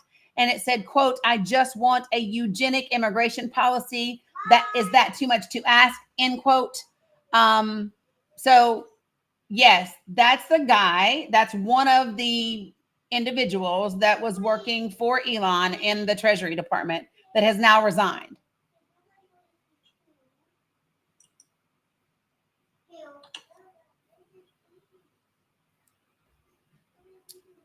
I'm still waiting on the Treasury report, I guess. Well, I'm also looking up at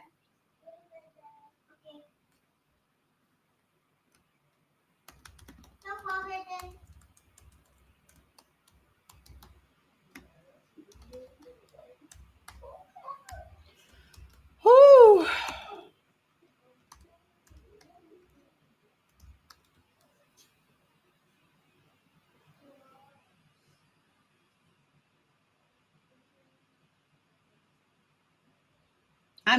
So this is my thing.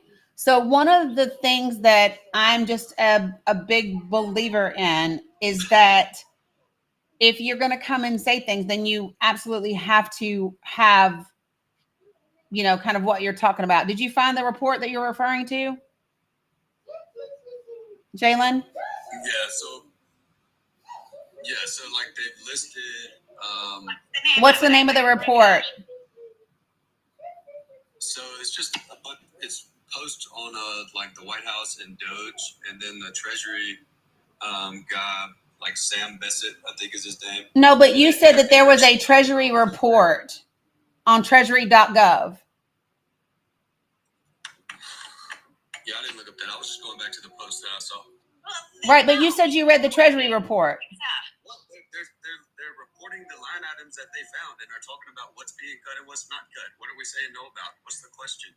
Well, the question is do you have a valid source? And the answer sounds like, no, you don't. Okay, if we don't trust the White House, the press secretary literally listed off things being spent. Yeah, no, we don't, because she's already said certain things that have been proven to be wrong. So Jalen, let me just say this. So Jalen, the first thing that happened in this conversation, Jalen, please don't talk over me. Jalen, don't talk over me. Don't talk over me, Jalen. The first thing that you said is that nothing's been cut. But it has. And we know that it has. That is the first thing that you said. You said nothing's been cut. All they're doing is reviewing and making suggestions on what should be cut. That was the first thing that you said. And then it gets cut if they approve it. No, but that is the first thing that you said.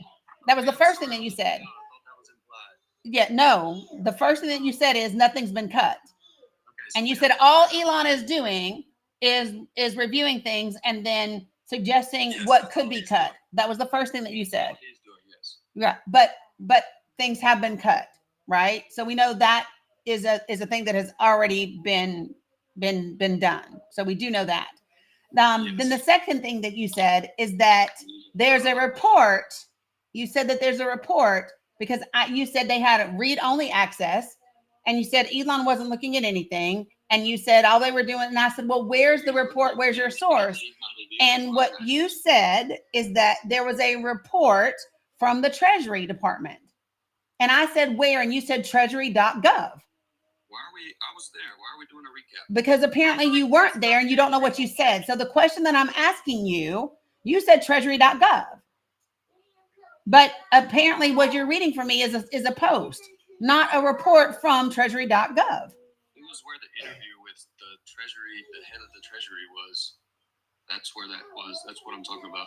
Okay, but I'm actually looking for, so that's what I'm saying, right? Is that the line items they found are not legitimate, and like I don't see the concern. What's the concern? Well, yeah, the concern is you don't have a legitimate source. That those items are legitimate. No, again, no. What website are you on, Jalen? I don't think they're gonna give the line items on the What website are you on, Jalen? I don't know if those those line items are But I'm actually- asking you, what website are you on? I use for my news, I use Instagram and Twitter. Okay, so you're on social media. Those are social media. Okay, and so the social media that you on, what site are they referencing?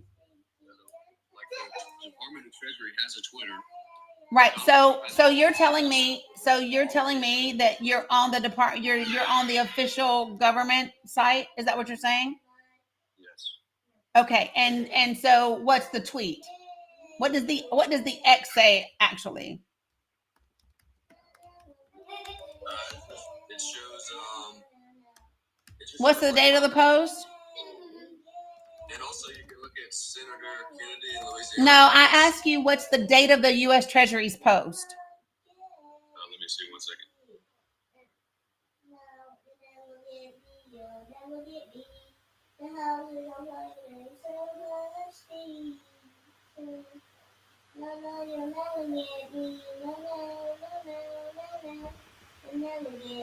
Danny, I will say I do have a download from fiscaltreasury.gov from December of 24.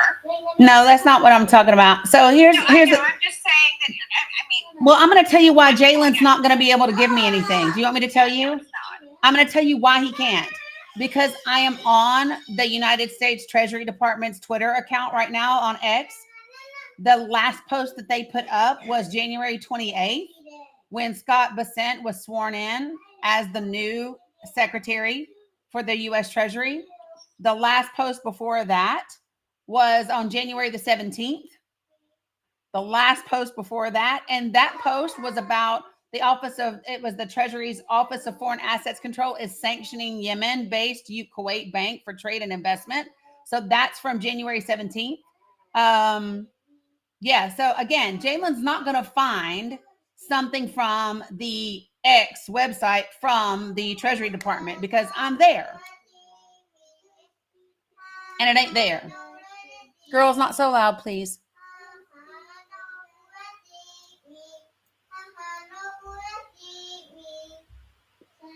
This is why I ask the things that I'm asking.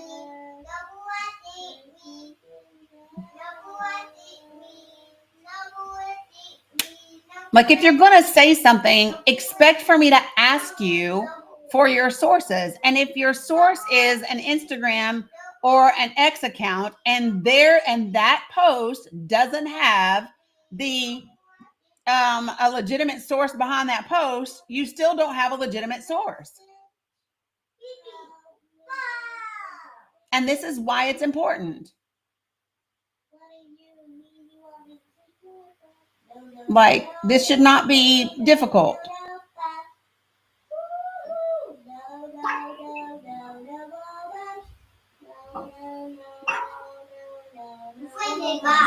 Economic research. I'm sorry, Jalen, what? The Center for Economic and Policy Research is one place that has the line item. But hold on, Jalen, you just said you were on the Treasury Department's X account. Are you trying to find a place that would have it? Because you keep changing where the information is found.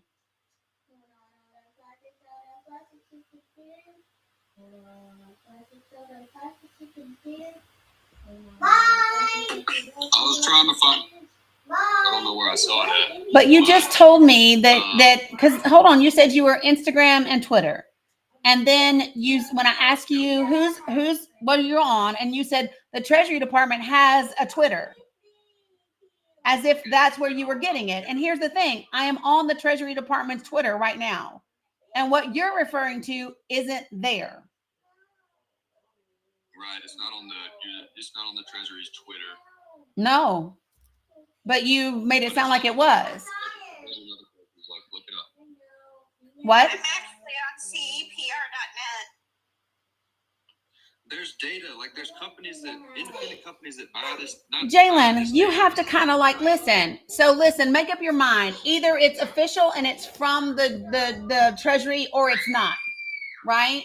because you came in here and you acted like you were spouting fact. I asked you for your sources. On some of these words, and like I didn't say I saw it off the X. I didn't say I said earlier that the U.S. Treasury has a Twitter. I didn't say I saw that post. No, first you said treasury.gov. And then I said, please don't do that. Jalen, you said that you were looking at Instagram and Twitter, and I asked you, so apparently this is going to be challenging for you, right? Yeah, so you're going to have to stop talking over me. I know that it's very, very frustrating for you that you don't get to control the conversation, right? I know it's really hard that a woman is talking on her live and won't let you talk over her. I know that's got to be really challenging, that somebody is questioning what you said as a man, and because you don't have the facts, you're now angry about it. You're mad now, right? Because I'm asking you for facts and you don't have any. You're mad because I'm asking you for facts and you don't have any? Well, you sound dumb. Well, no, Jalen, you actually sound wrong as fuck. But that, I mean, like, and now you're resorting to insults. I don't sound dumb. You sound uninformed. And now you sound frustrated because someone is asking you to back up what you said. Oh my gosh. Like, I mean, it's just like, bless your heart. Why are you so mad, Jalen? Why are you so angry? Why are you so emotional? Emotional regulation is a sign of intelligence. Why are you so mad? Why are you so upset? Why are you upset? I'm super passionate, but you sound mad. Like, generally speaking, when people start to call people names, then that's an indication that you're mad. Are you angry? You seem really angry. I got mad for a minute. Yeah, you did. Why? Because you are talking about, you're telling me things that I said that I didn't say and misinterpreting what I said and missing the whole point of the conversation. And it's just ridiculous that people think the way that you think, and it gets on my last nerve. Like, you're the problem. Well, like, shut up and enjoy the benefits. So if you are upset because you said something, I asked you for, don't interrupt. You said something. I asked you for a source. You have not been able to find a source. You have teacupped. You have tried to give me 5 sources and all of them are wrong. And now you're mad. And and then all you can do is sling insults as if that's like something that makes, do you feel better because you're being mean? Do you feel better because you've slung some insults? Does it make you feel better? I didn't sling any insults. I said, oh, you did. And you have a couple of times. You did, right? So the bottom line is it's very simple, Jalen. All I asked you to do was to provide. All I asked you to do was to provide your sources. You could not do that. You could not do that. Press secretary interview. You could not do that. You first told me treasury.gov. Then you told me the Treasury's Twitter account. Neither of those places had the information that you said. So the people that are doing the thing you're mad about? Neither of them. I'm not mad about anything. Do I look mad? You're mad at Elon Musk and them. I'm not mad at Elon Musk. I don't know Elon Musk. Then what the fuck are you mad at?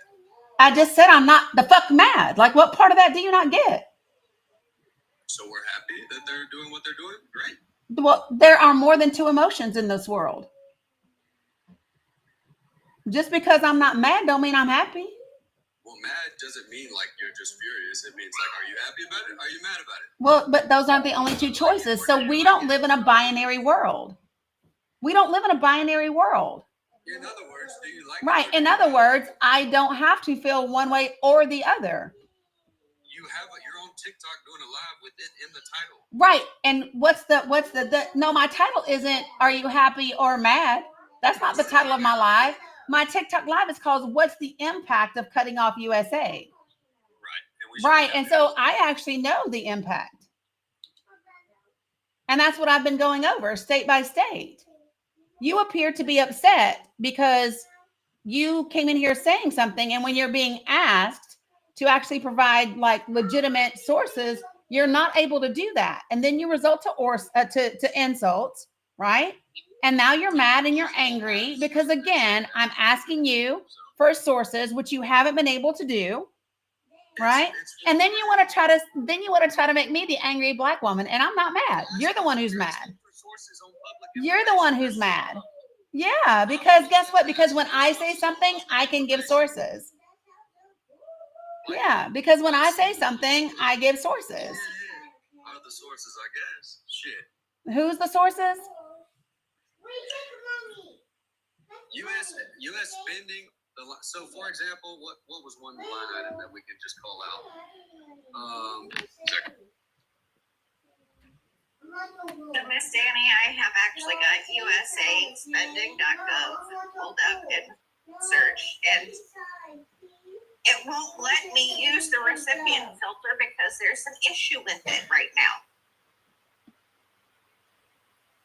Yeah. Otherwise, I'd be more than happy to pull up whatever you'd like to look at.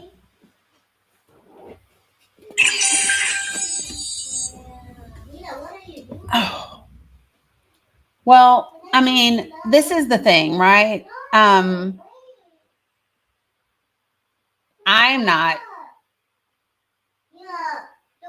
not mad. I just simply want an actual, like, valid source. And if you don't have that, then just say you don't have it.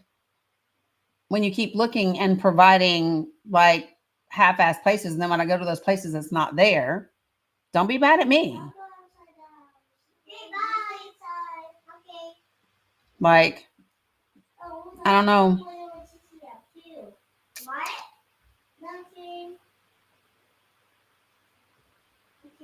I can tell you some of the cuts that have been made. I can tell you that. So if you go to First Focus on Children, there's a fact sheet that you can download, and it tells you about the $4.005 billion in USAID programming that has been cut, and it was cut on the 5th. And it tells you that $860.1 million from maternal and child health has been cut. $665.7 million in the Economic Support Fund, which includes basic education, clean water, and sanitation, which protects children from infectious disease, has been cut. $664.4 million in development assistance. $496.6 million for the President's Emergency Plan for AIDS relief. $361.7 million for fighting malaria. $220.3 million for global health security. $119.7 million for nutrition. $115.7 million for international disaster assistance. $90.5 million for fighting tuberculosis. $36 million for fighting neglected tropical diseases, and $31.5 million for vulnerable children. So that's the money that's been cut already. And the other employees that are supposed to be fired is supposed to take effect at midnight tonight. And they're only planning to keep 611 employees from USAID. So when someone says nothing's been cut yet, that would be wrong. Yeah. So that's the stuff. And again, I've already explained to you all how it impacts American businesses, universities, and nonprofits, especially American farmers.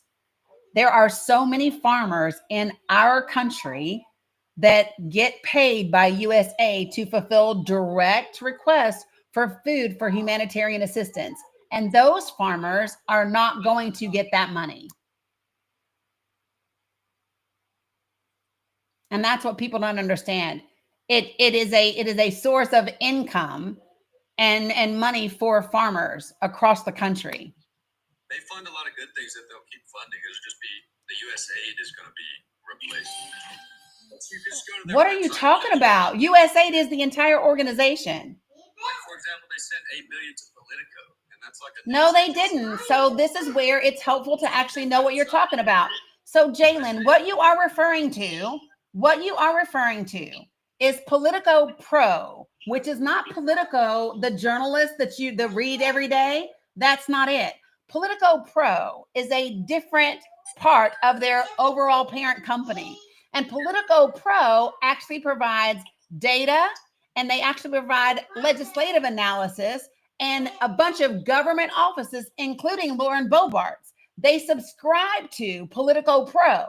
So that $8 million is from a bunch of government offices throughout the government that subscribe to Politico Pro. And that is a subscription. That is capitalism. That is not a government grant. That is not government funding. That is the government paying for a service. That's what it is. Lauren Boebert paid $7,150 for her subscription that started last January. So if they want to have data and analysis and surveys, and that's the company that can provide it for them, then that's who they subscribe to and they pay for it. Period. Well, again, Politico Pro. Again, Politico Pro, not Politico. Either way. No, it's not either way. It's literally not true. It's not accurate. And accuracy matters. Accuracy matters. Politico Pro. It's the same owners. No, it's not, dude. Politico Pro. I don't care if they have the same parent company. You can have the same parent company. So what? So there might be 20 hospitals that belong to the same parent healthcare organization, but they might offer different things. I might have a cancer research center whose parent company is Duke University, but they are not the same thing, bro. Some of it's not good spending, some of it's good. And again, here you go, talking about what you don't. This is not about spending. This is not about USAID. That's all So the $8 million that you're referring to has nothing to do with this. Has nothing to do with USAID. None. Coming from USAID. Hey, Bella, will you unlock the door? And so again, no, it's not. It's from multiple government agencies. What is wrong? What part of that do you not get? And you can actually compare. No, it's not. Again, Politico Pro plans. So there's Politico Pro Plus. There's Politico Pro analysis, right? And so you could get in-depth analysis, data visualizations, and project management tools to inform your stakeholders with confidence. You can have identify and build a network of influences in Congress for key policy issues.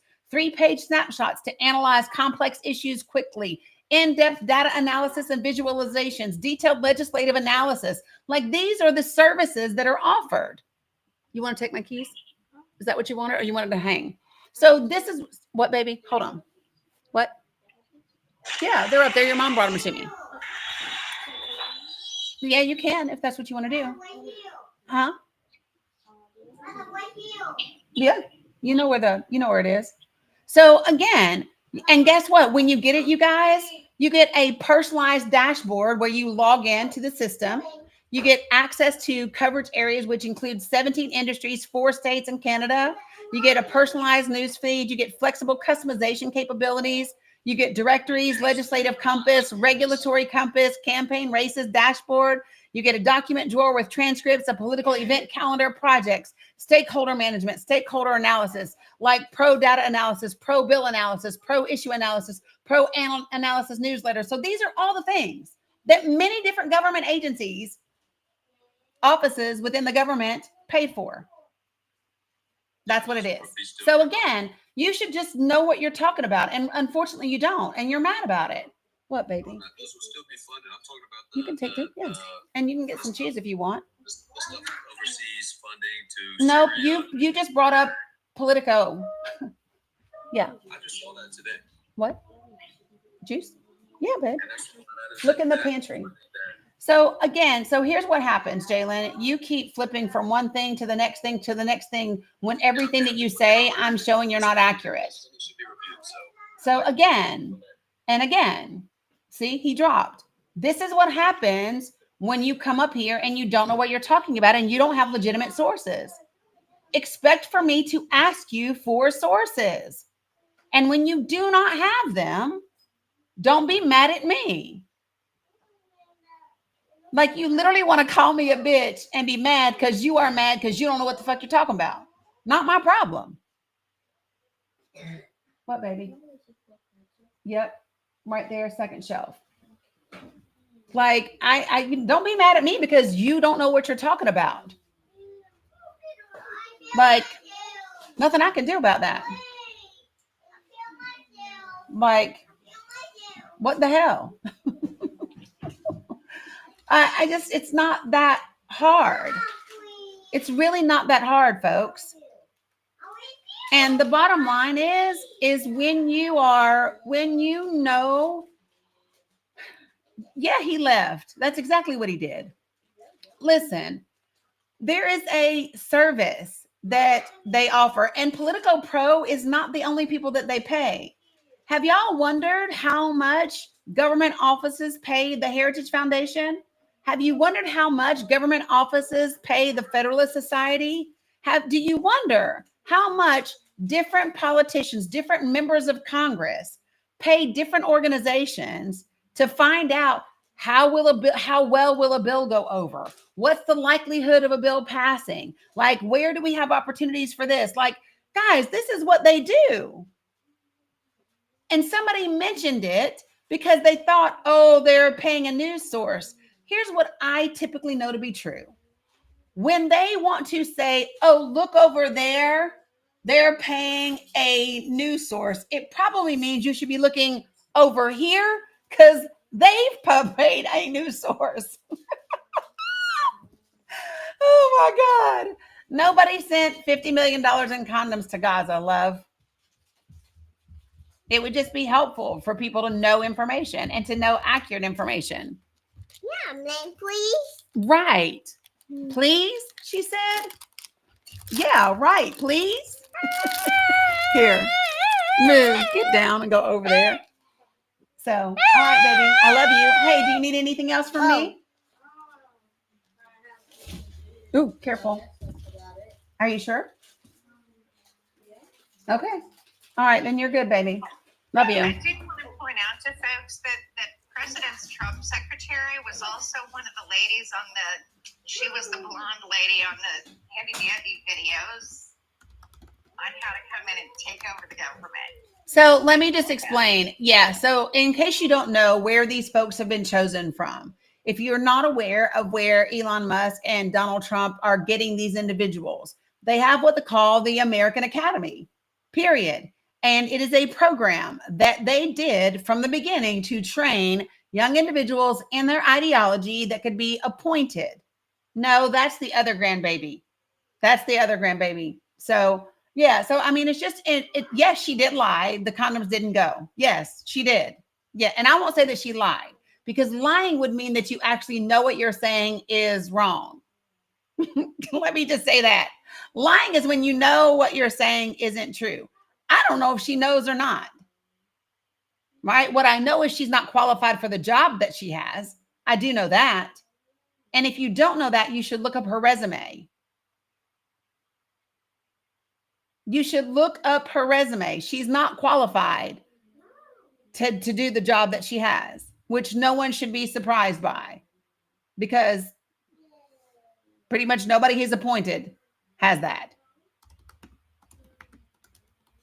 Like, just saying. Yeah. So it's not hard.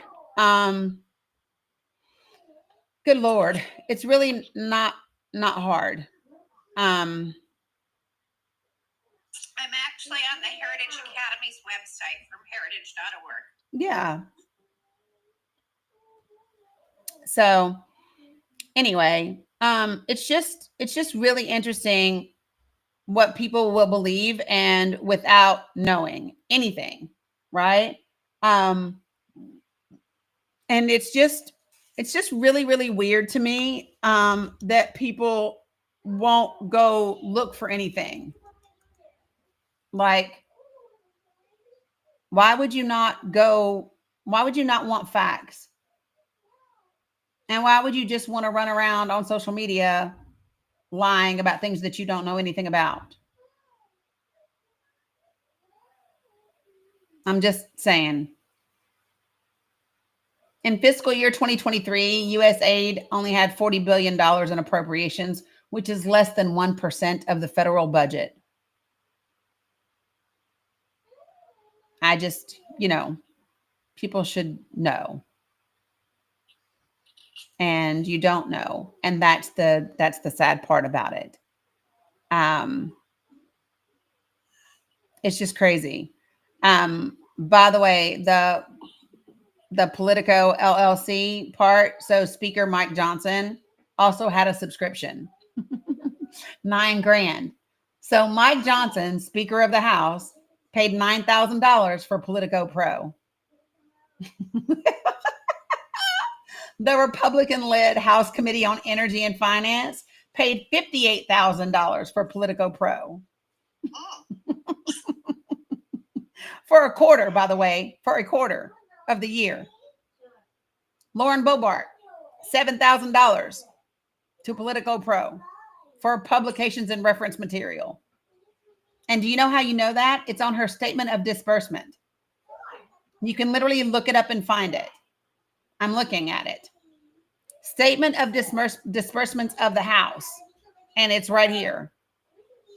And it's so sad that you all would rather regurgitate lies than actually look up the information. Well, the answer is, so here's the thing. When you say so, well, it matters. It matters if you are the Speaker of the House or you are a congressional representative and you are busy telling the American people that it's a horrible thing and that supposedly the government funded Politico when that's not what happened. They were paying for a specific service from Politico Pro, right? And that number was all of the federal governments totaled together. And you were doing it. Yes, I'm for USAID, 100%. Yes, I think it's an organization that does great work. I'm saying that USAID is less than 1% of our federal budget. And if we want to look at where money is wasted, probably not USAID is a good place to start. And so, Yvonne, now you're going to make me be mean to you. You want to know why? Because you called me a traitor. Fuck you. I'm a veteran. So how about that? Fuck you, for real. And the horse you rode in on. Every bit of it. So there are some things that I don't take well to. And that's one of them. Oh, and listen. So diet. Trader spelled Trader means I trade things like in exchange. What you mean is traitor, which is Traitor. So like trader is when I give you something and you give me something in exchange, like we trade them. Right? I swear. And then you're going to say, I'm being condescending. No, I'm not. You're calling me names and can't even fucking spell it right. That is not me being condescending. That is you being an asshole and looking dumb while you're doing it. Like, I don't know what to tell you about that. Like, I mean, if you're going to be an asshole, at least use spell check or some shit. Autocorrect could be your friend. And if they really want to be upset about condoms, folks, guess what the VA does? They put condoms that we can take when we in the bathroom at our doctor's appointments. And we can also request from our teams to have them prescribe us condoms if we want to. It's just like, well, you know what they have a problem with anyway. It's just funny to me. Yeah, it's just interesting to me when people just give a ton of misinformation. Right. It's just crazy to me. But people don't care about accuracy. They just want to regurgitate lies, which is just sad. Horribly, horribly sad. Danny wants to come up to the box. Who? Jen. Oh, my Jen. Okay, I got you.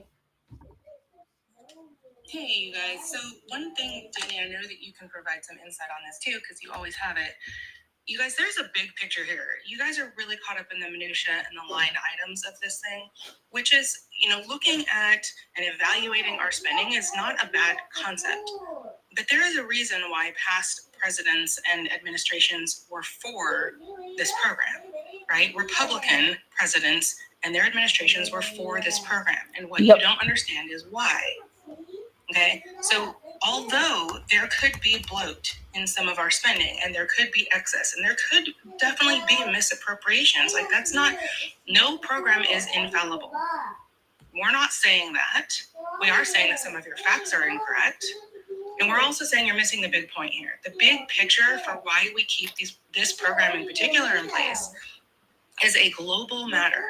Yep. Okay, it was part of it. The reason was initiated to suppress misinformation propaganda from our adversaries, okay, Russia, China, and the like. Okay, we have favor because of these programs. We have favor with other nations globally, which helps deter misinformation from our enemies. Okay, so this is a big reason why past presidential administrations understood this. They understand the nuance, they understand relationships that we need globally to secure ourselves with our national security. This is for safety. Mm-hmm. This is for national security for our country. Okay? This administration, there's a reason why they're going in fast and furious. The other thing, too, I want to point out is that we don't have a problem with evaluating these things if it's done in a legal manner, if it's done in a proper manner with proper clearance and the proper personnel. Right? There are methods, there are procedures, and that is okay. The way that it's being handled right now is not. Hence why there are handfuls of lawsuits being submitted, because it is not being done in a proper way. So, look at the big picture here, okay? And the reason why there is already a web page on the whitehouse.gov website saying it's in the facts section of all places. And all of the facts lead to, I don't know, other websites that are famous for misinformation. It's not even actual factual things. It's pointing to things that are designed to make you angry. It is designed to keep the wedge between Democrats and Republicans. It is designed to keep us focused on this line item minutia and not the big picture. Yeah. So please keep the big picture in mind. And Danny's going to give you all the facts, but So keep the big picture. Somebody asked me, did we spend $50 million to fund condoms to Gaza? The answer is no, right? There's absolutely zero evidence of that. You can find it for yourself, right? Yeah, I'm literally looked at all of it. What was said is that by stopping $100 million of funding, it also included quote unquote contraception. Contraception does not equate to condoms, and that's not the only thing that it was for, right? So just so that you all know, the emergency relief group actually said no, it did not use the U.S. for funding condoms. So just so that you are clear, the actual organization that got it said no, it's not a thing. And there's nothing in the line items that indicates that was ever done. So just so everybody knows, the answer is no. That's what we know. And again, to tie on to that, the big picture is, why do we send aid like food, like building materials, like things like contraceptives, all these things? Why do we do that for other countries, right? Because again, the big picture was it helps us with favor, it helps determine things. Oh my God. Mary H., can I help you? Can I help you so that you understand?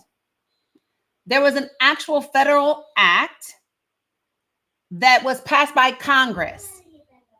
And then Kennedy used an executive order to create the damn department. It is important for you to understand how two different branches of government work together.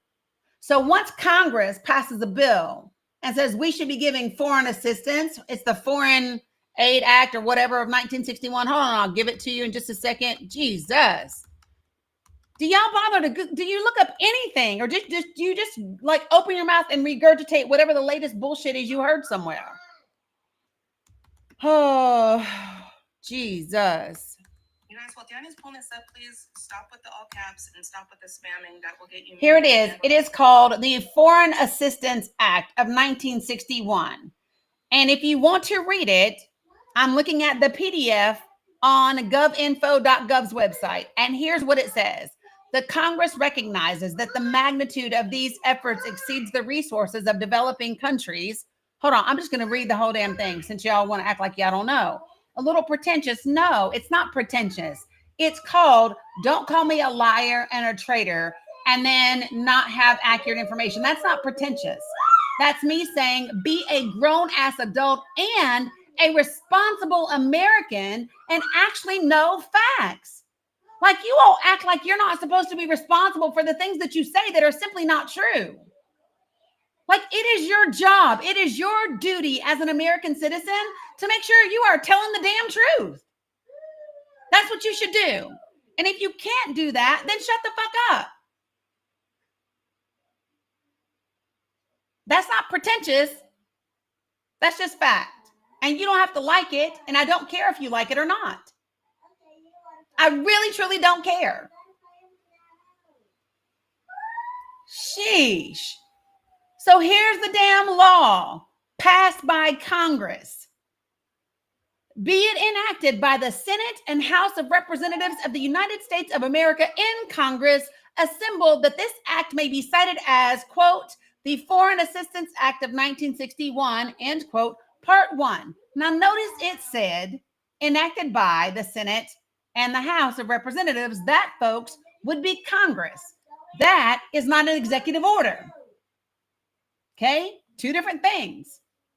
Part 1, Chapter 1, Policy Development Assistance Authorizations. The Congress finds that the fundamental political, economic, and technological changes have resulted in the interdependence of nations.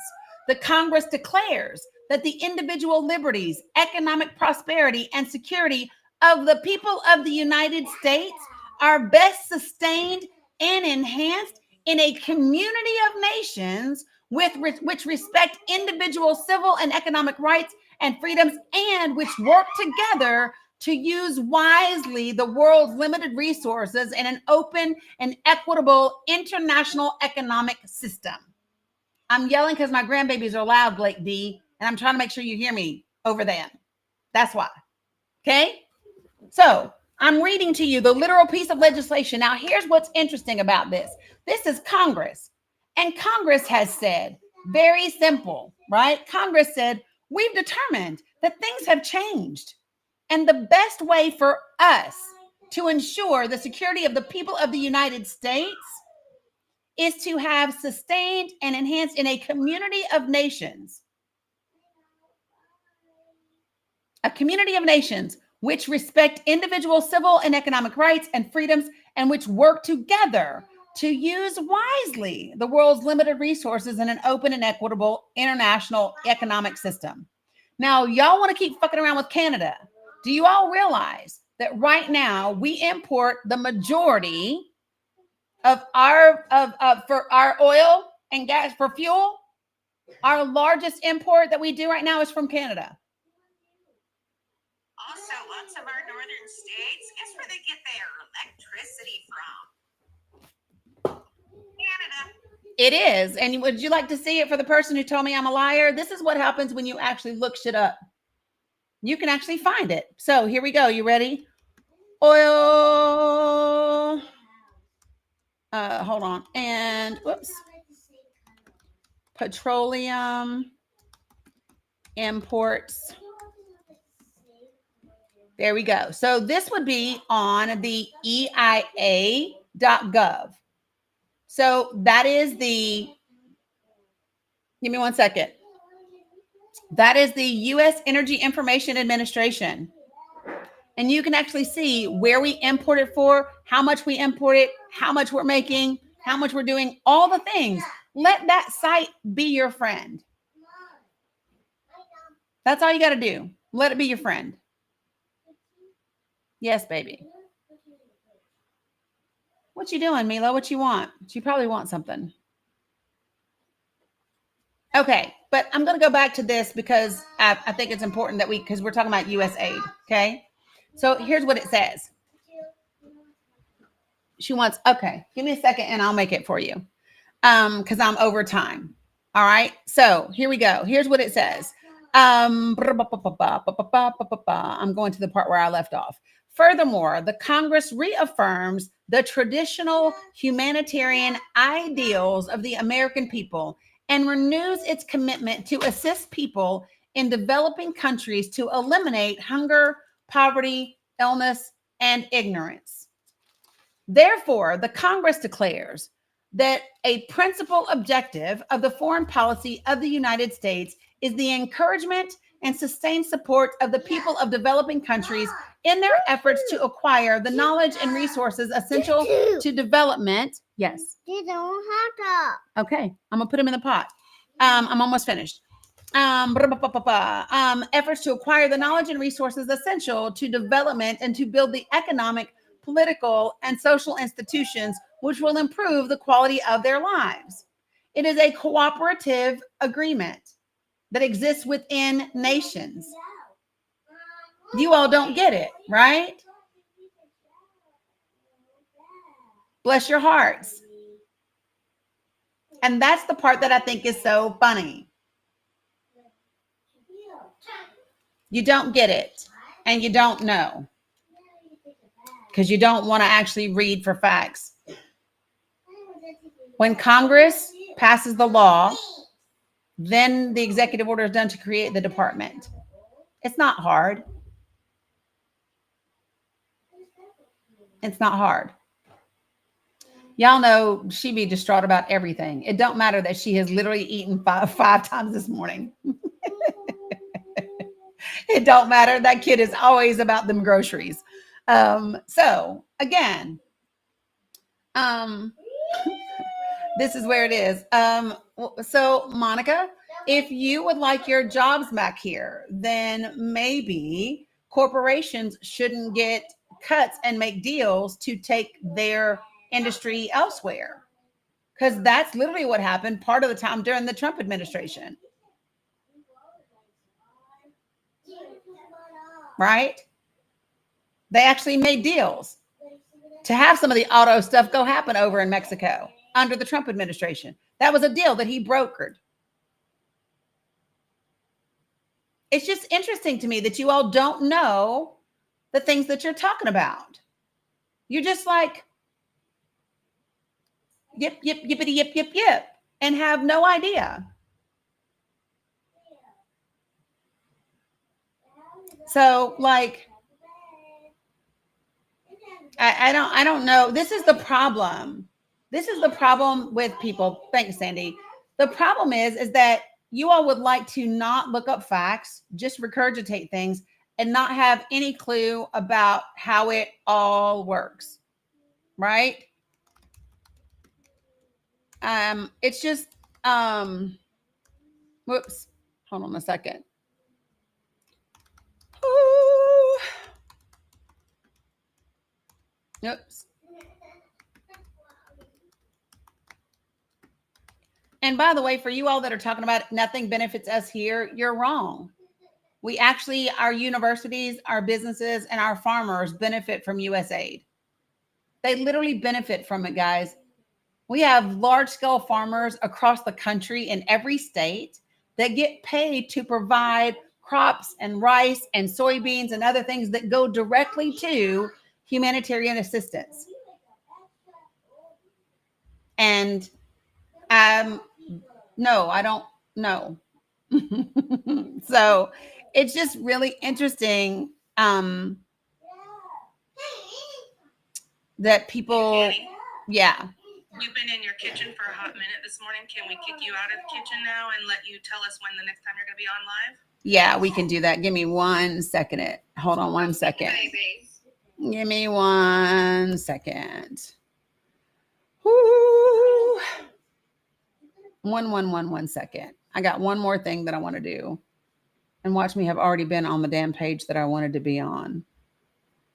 But maybe not. Give me 1 sec. I'm scrolling. Oh my God, this thing is so long. Hold on. Can I do it this way?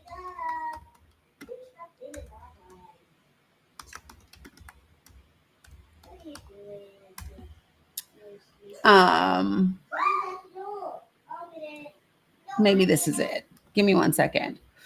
Bum, bum, bum.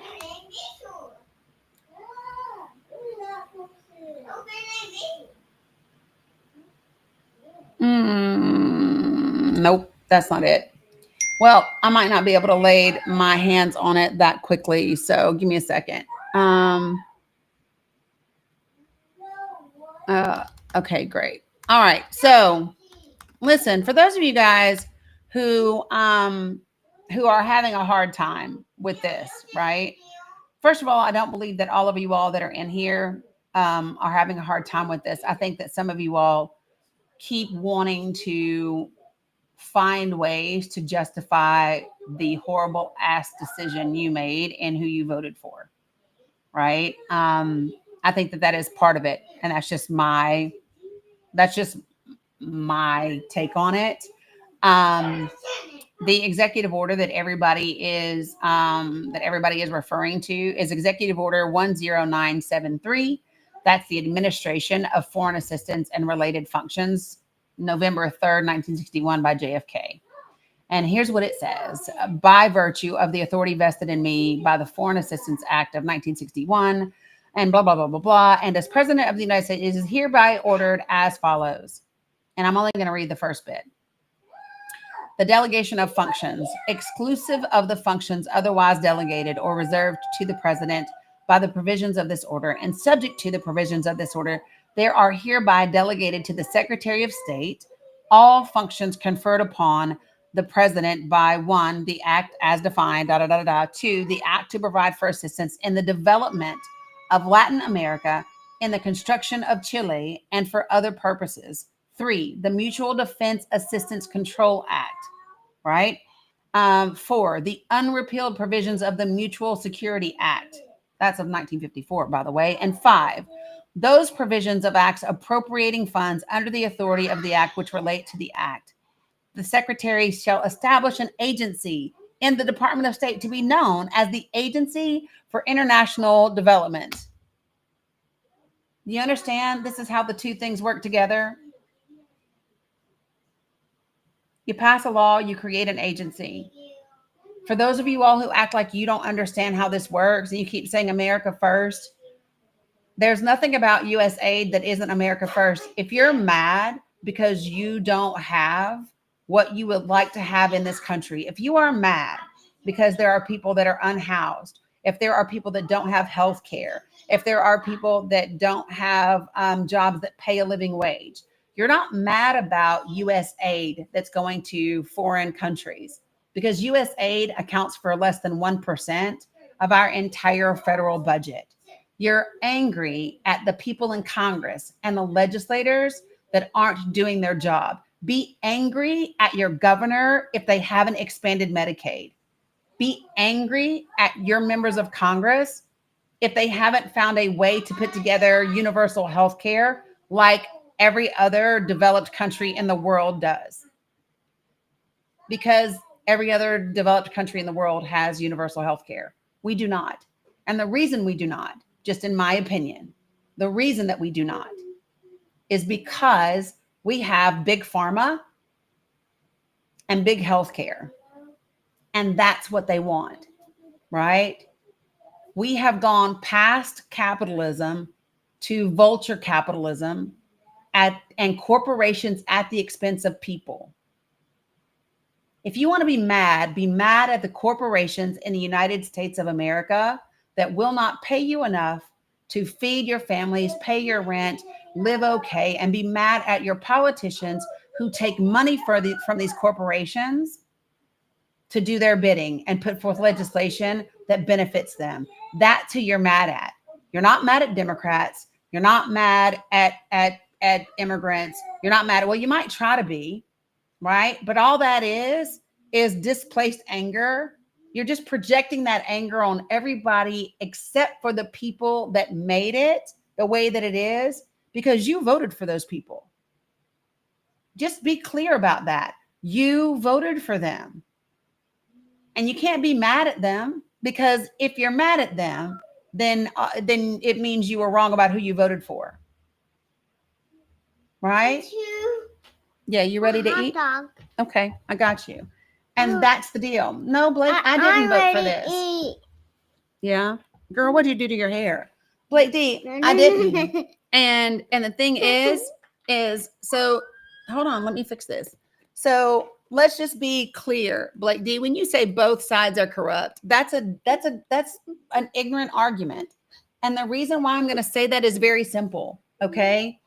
While there are issues in politics on every side, not just two sides, but on every side, there's a difference. There's only one side that is trying to, for the second time, overthrow our government.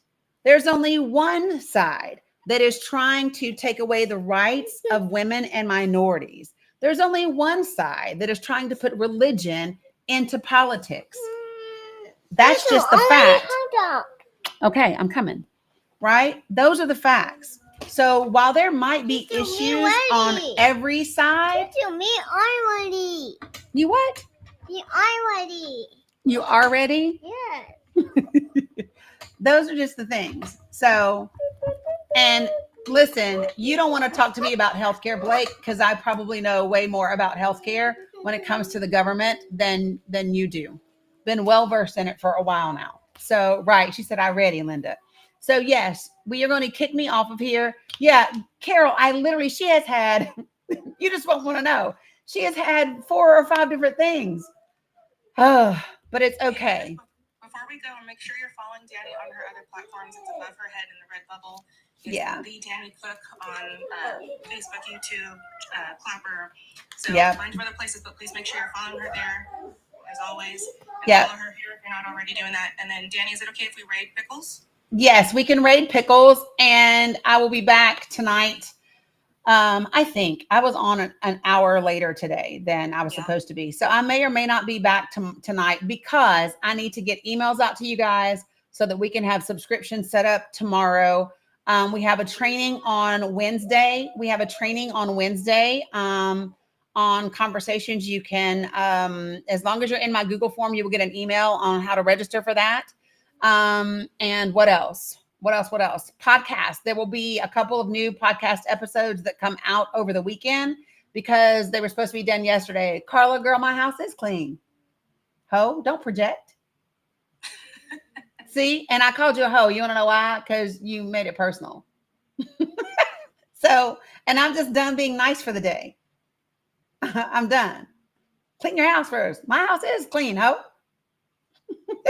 right, you guys, I'm typing Pickles' handle into the chat right now. That's who we're going to raid. So make sure you go visit his live right now and say, everybody on TikTok, we are rating Pickles, Pickles GG, I think it is.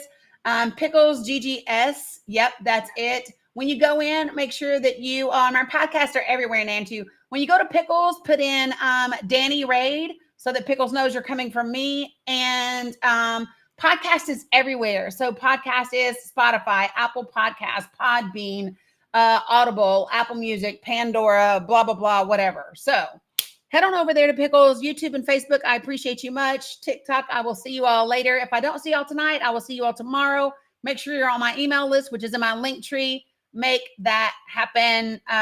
Appreciate you guys. See you later. Bye.